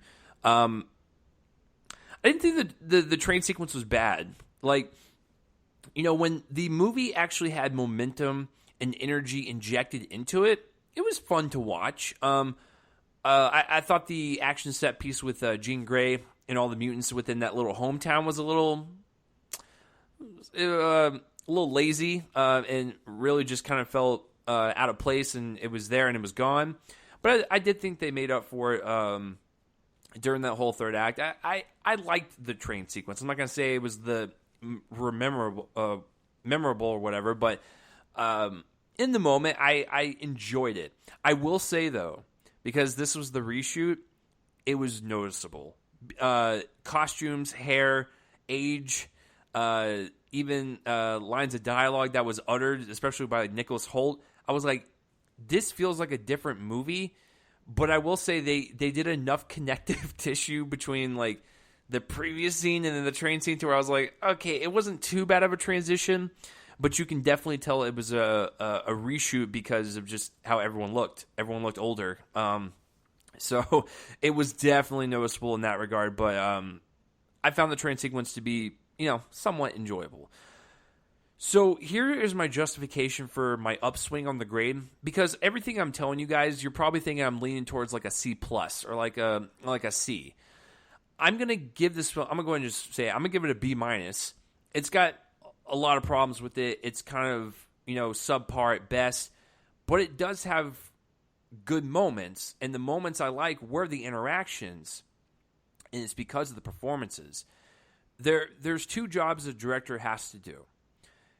A, get the best performances you can out of your actors, and B, make a cohesive story, and just make sure that from the start, middle, and finish of the movie, it is cohesive and it's not a jumbled mess.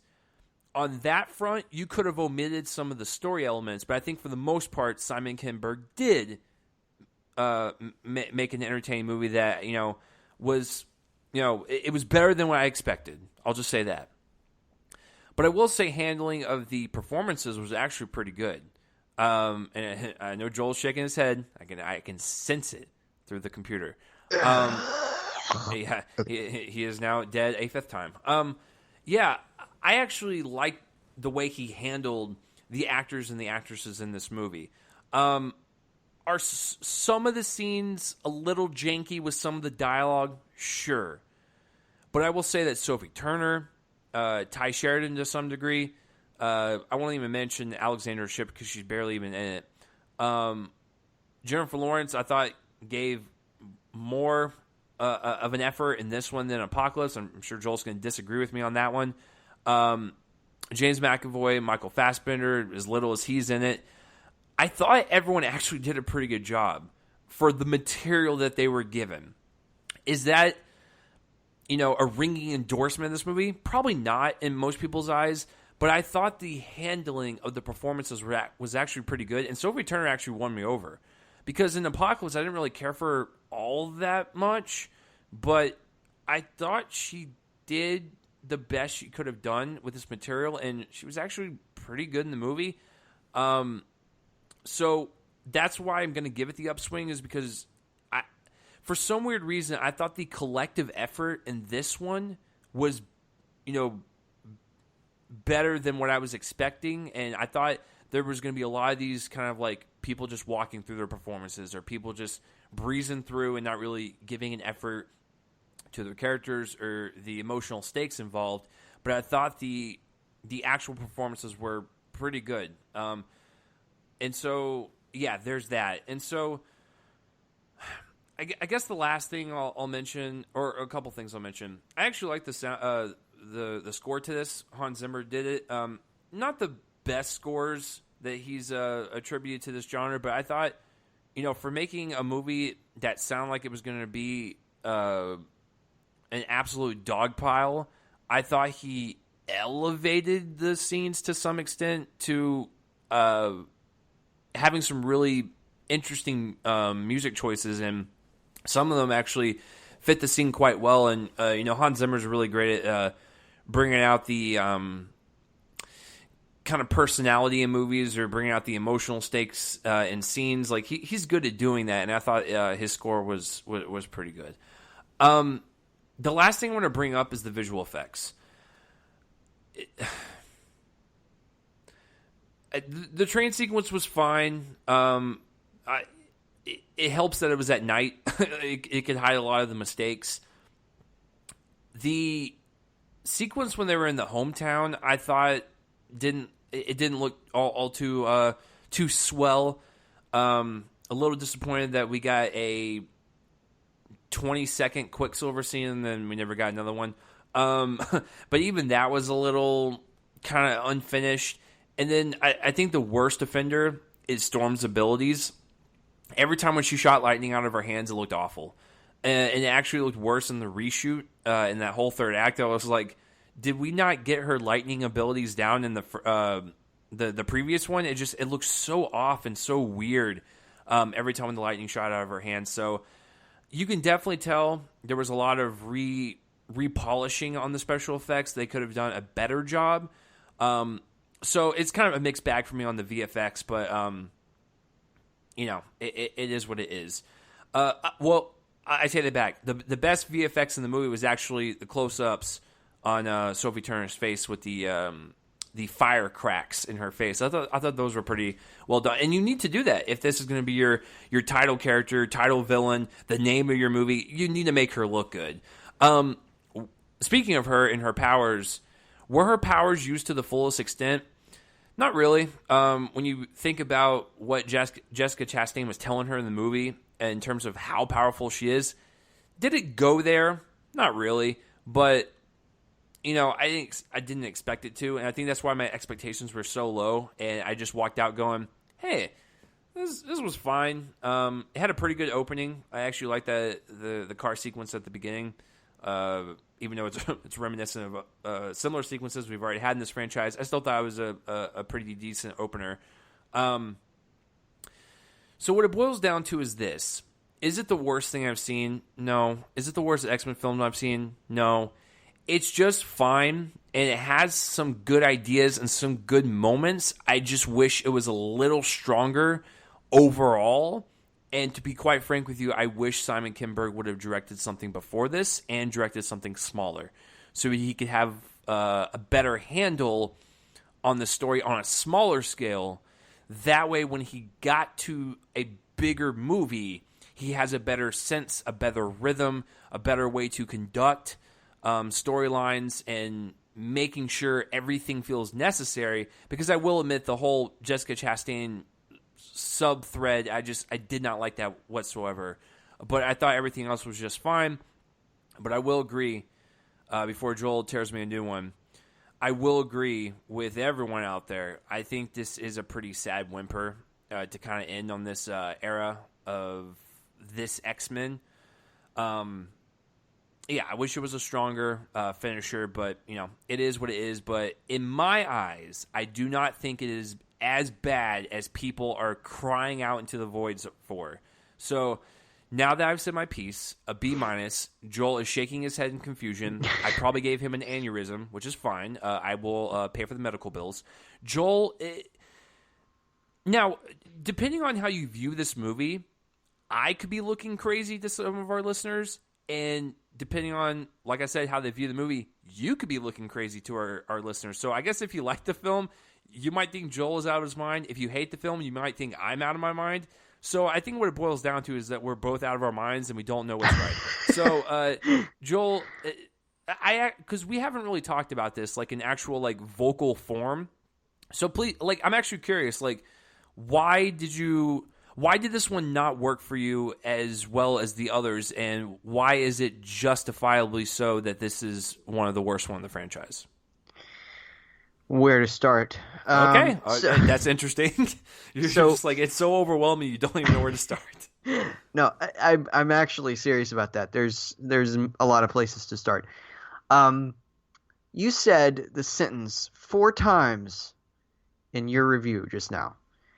The sentence, "It is what it is." That's true. That's true. It is what it is. What it is bad. See, as I was doing my review, Joel was working on his jokes, and I sensed that the way he delivered that, I was like, he just wrote that down, and like he kept it in his mind. But that was a good one. I like that one. Yeah. I'm a genius. Okay, so no, this movie is a mess. Okay, from top to bottom. the best scenes are the opening scenes for sure. With a young Jean Grey accidentally causing the death of her parents, um, and Xavier coming in to kind of enroll her in his school, and so I like that. I like that. I like McAvoy's performance in that moment. I like the girl's performance. Summer Fontana is the actress's name who plays the young Jean Grey. Quite good. I thought you were going to be the opposite of me when I brought that up, because I actually liked the opening of the movie, and I was like, well, if Joel hated the whole entire movie, I was actually curious to see what you were going to say about the opening. Yeah, for about 10 minutes, it's good.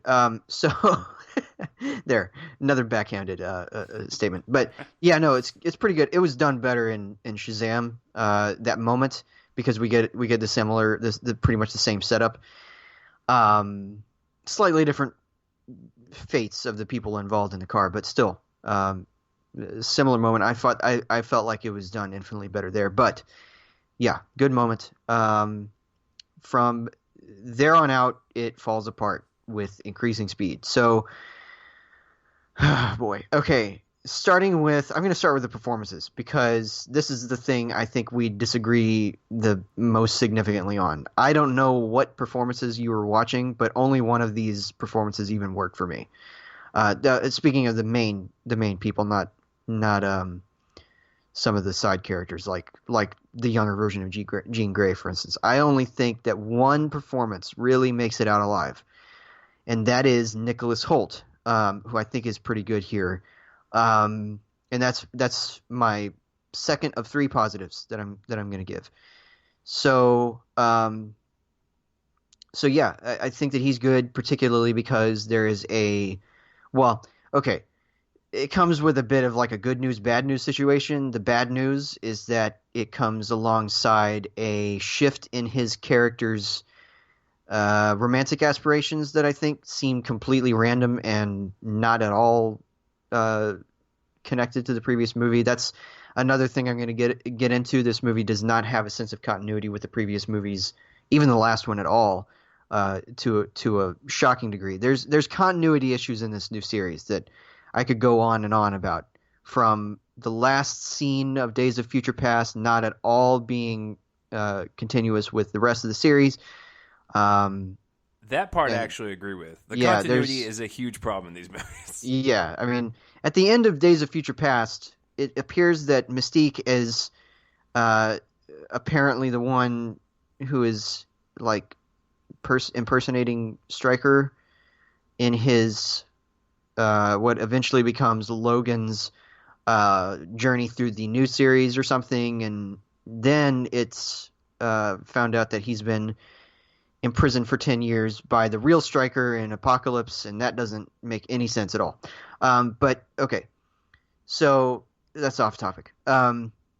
Speaking of this one, I think that Holt is good. There's a shift here that involves those tragic results of Jean's power that, while I don't really see any reason for that to happen, for that particular development to happen in this series, since considering what they've been doing with this certain character who dies, I do think that how they deal with that particular gap, that particular kind of gaping hole, is really interesting, particularly as it pertains to Holt, who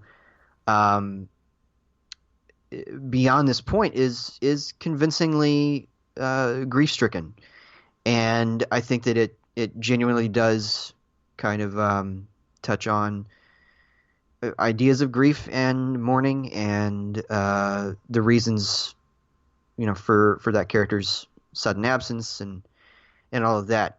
He's good. Everybody else here looks like they desperately want to be anywhere else. Right down to this moment where it seems like James McAvoy genuinely grimaces, and not because his character needs to at that moment. It's during a speech just before he is called away by his powers, by sensing things. He's giving a speech because he's been committed by the president, played here by, for some reason, Brian Darcy James shows up here. But yeah, he looks like he's in existential quandary in that moment as an actor. Why is he here? Why is he doing this? And it seems like a random characteristic shift in that particular character. You get it also with Magneto, who's turned into this kind of hermit who gathers a bunch of mutants to himself on a government-owned land. He doesn't seem like he really understands where he is or why he's delivering a lot of this dialogue. And then I'm not convinced by Sophie Turner at all in this performance. I was more convinced by her performance in the last movie, and that was negligible. Certainly one of the weaker links there too. And here, I think that she just gives basically 115% into this role when 100 would do fine. There's way too much trying involved here. It ends up resulting in kind of overacting for me, to the point of like beyond hamminess. I don't find her very compelling. On the opposite end of that spectrum is Jessica Chastain, who basically just delivers dialogue monotone the entire time, whispers every line of dialogue, and has this high kind of has the Jessica Chastain voice. Her voice isn't deep, even in terms of female actors. Her voice isn't as husky or deep as Jennifer Lawrence's, for instance. There's different levels to voices. She's very high pitched, and she keeps that. In fact, I think she actually ups the pitch, and it is distracting the entire time. The makeup is distracting too, where it makes her look like an albino. And yeah, so these performances are clumsy and as lifeless as everything around it, as everything around them, I should say. So getting into everything else too, there's again a lifelessness to this movie that was completely off-putting.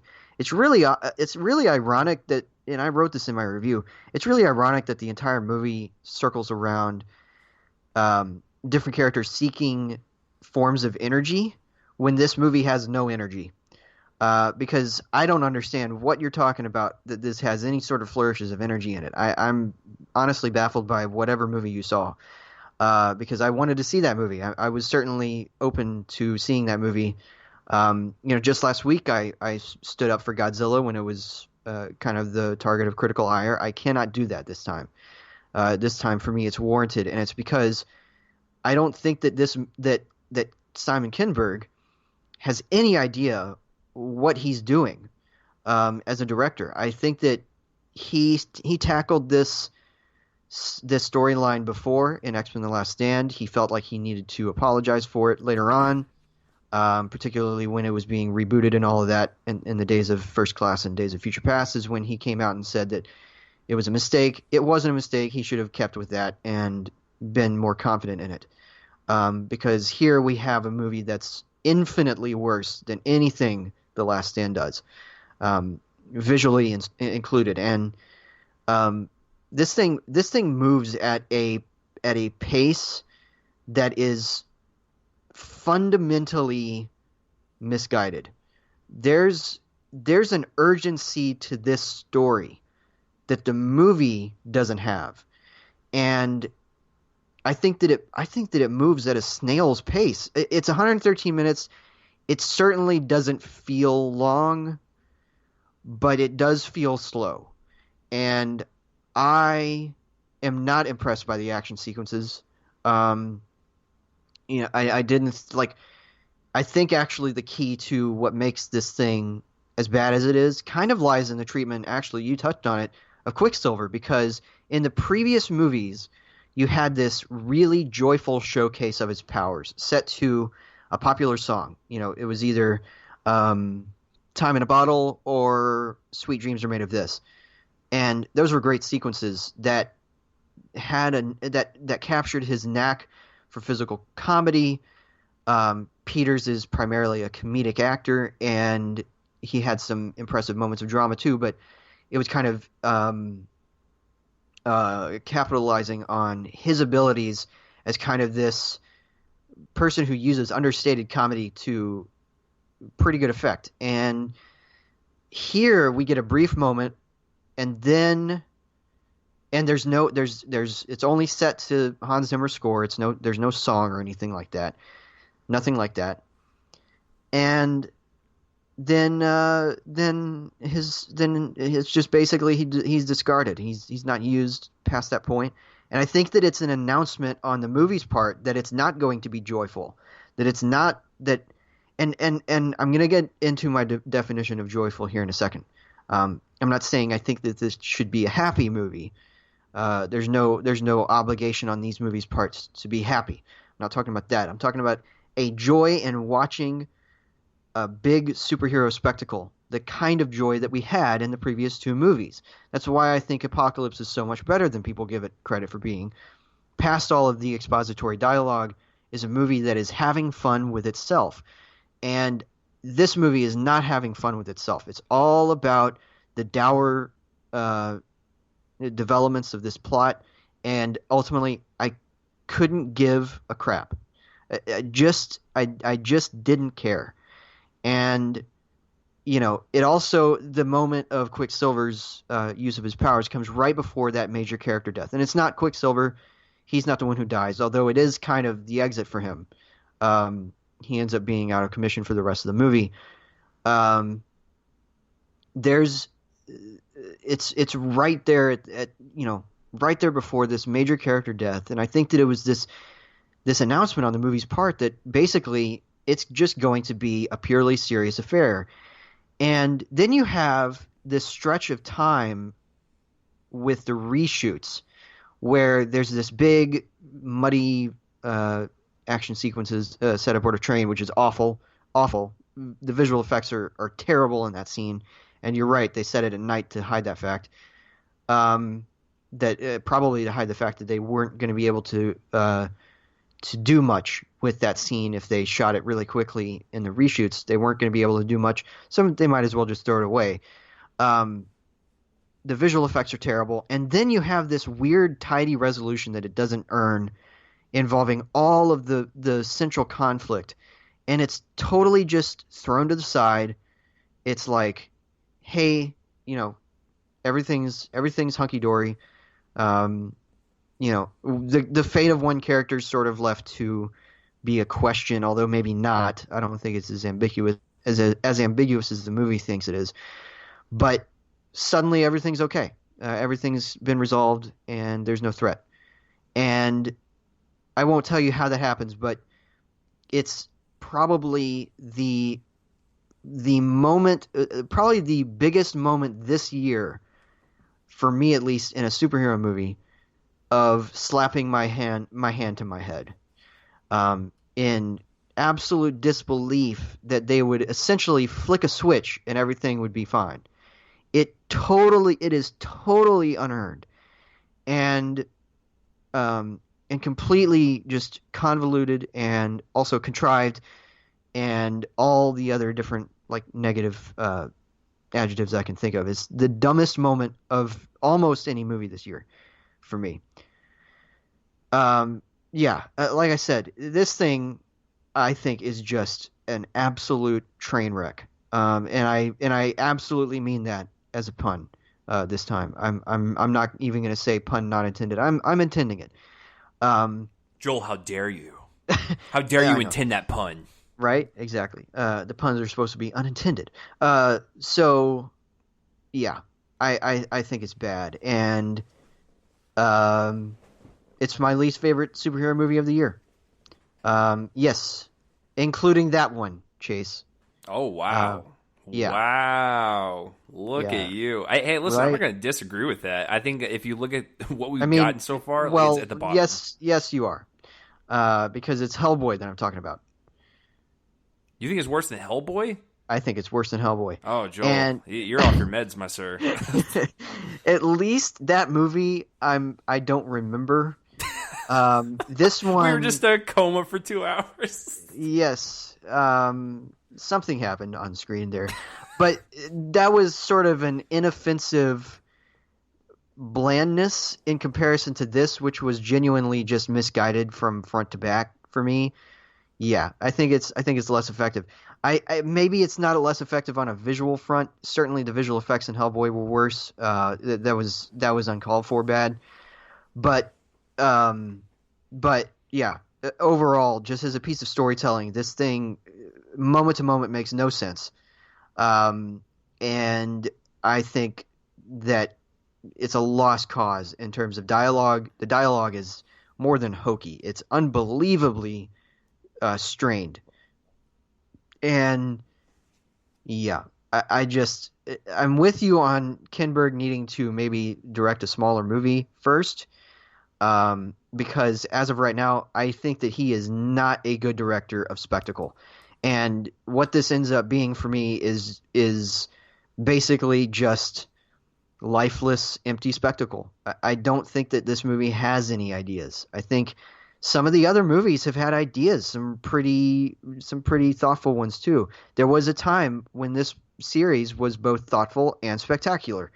Here, it's lifeless and dull. And yeah, I think it's gonna be interesting too to see the like evolution of your thoughts on this movie, because something that I have noticed is that there are some times where you've given something a pretty positive review, like from when you first saw it or whatever, and then later on you'll dismiss it in conversation with me, or on a recording on here, and I have to wonder if this is going to be the latest example of that, because That might happen, and yeah. you've been guilty of it too. It's like Oh, I it's have. I something have. it's something that we've all had happen to us. Where we're just like, hey, that wasn't so bad, or that was awful, and then our It's thoughts it's switch. it's human nature. I mean, we reconsider and all of that. I'm never going to watch this movie again, so I'm not going to reconsider it. But because it was bad enough the first time. But this thing looks like an extended TV pilot the entire time. I'm astonished that the person who did the cinematography for this is Mauro Fiore, who won an Oscar for Avatar, and that Oh the wow, I and didn't that know the that. film editor is Lee Smith, who works with Christopher Nolan a lot. Um, and yeah, that's baffling to me, because I think that the editing is bad. It's really just kind of uh, I think it's lost. I think it's lost in the editing, actually, and I think that this is probably Lee Smith's worst hour. He's done some work on these movies before. I think he edited. I think he edited X2. I might have to look that up. But I know that he co-edited, or he has a co-editing credit on First Class. So he was involved in that movie. Um, but yeah, I think that it's a lost cause in just about in very nearly every respect. So obviously, I'm going with an A+.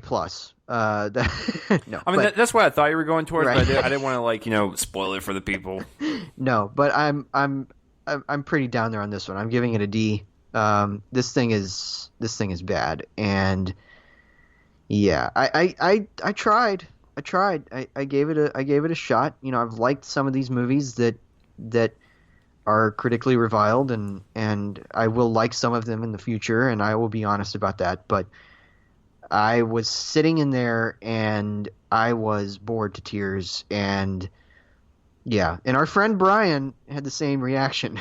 Right, right, just, right. just so you know. So Yeah, no, trust me, I'm as listeners know, by myself.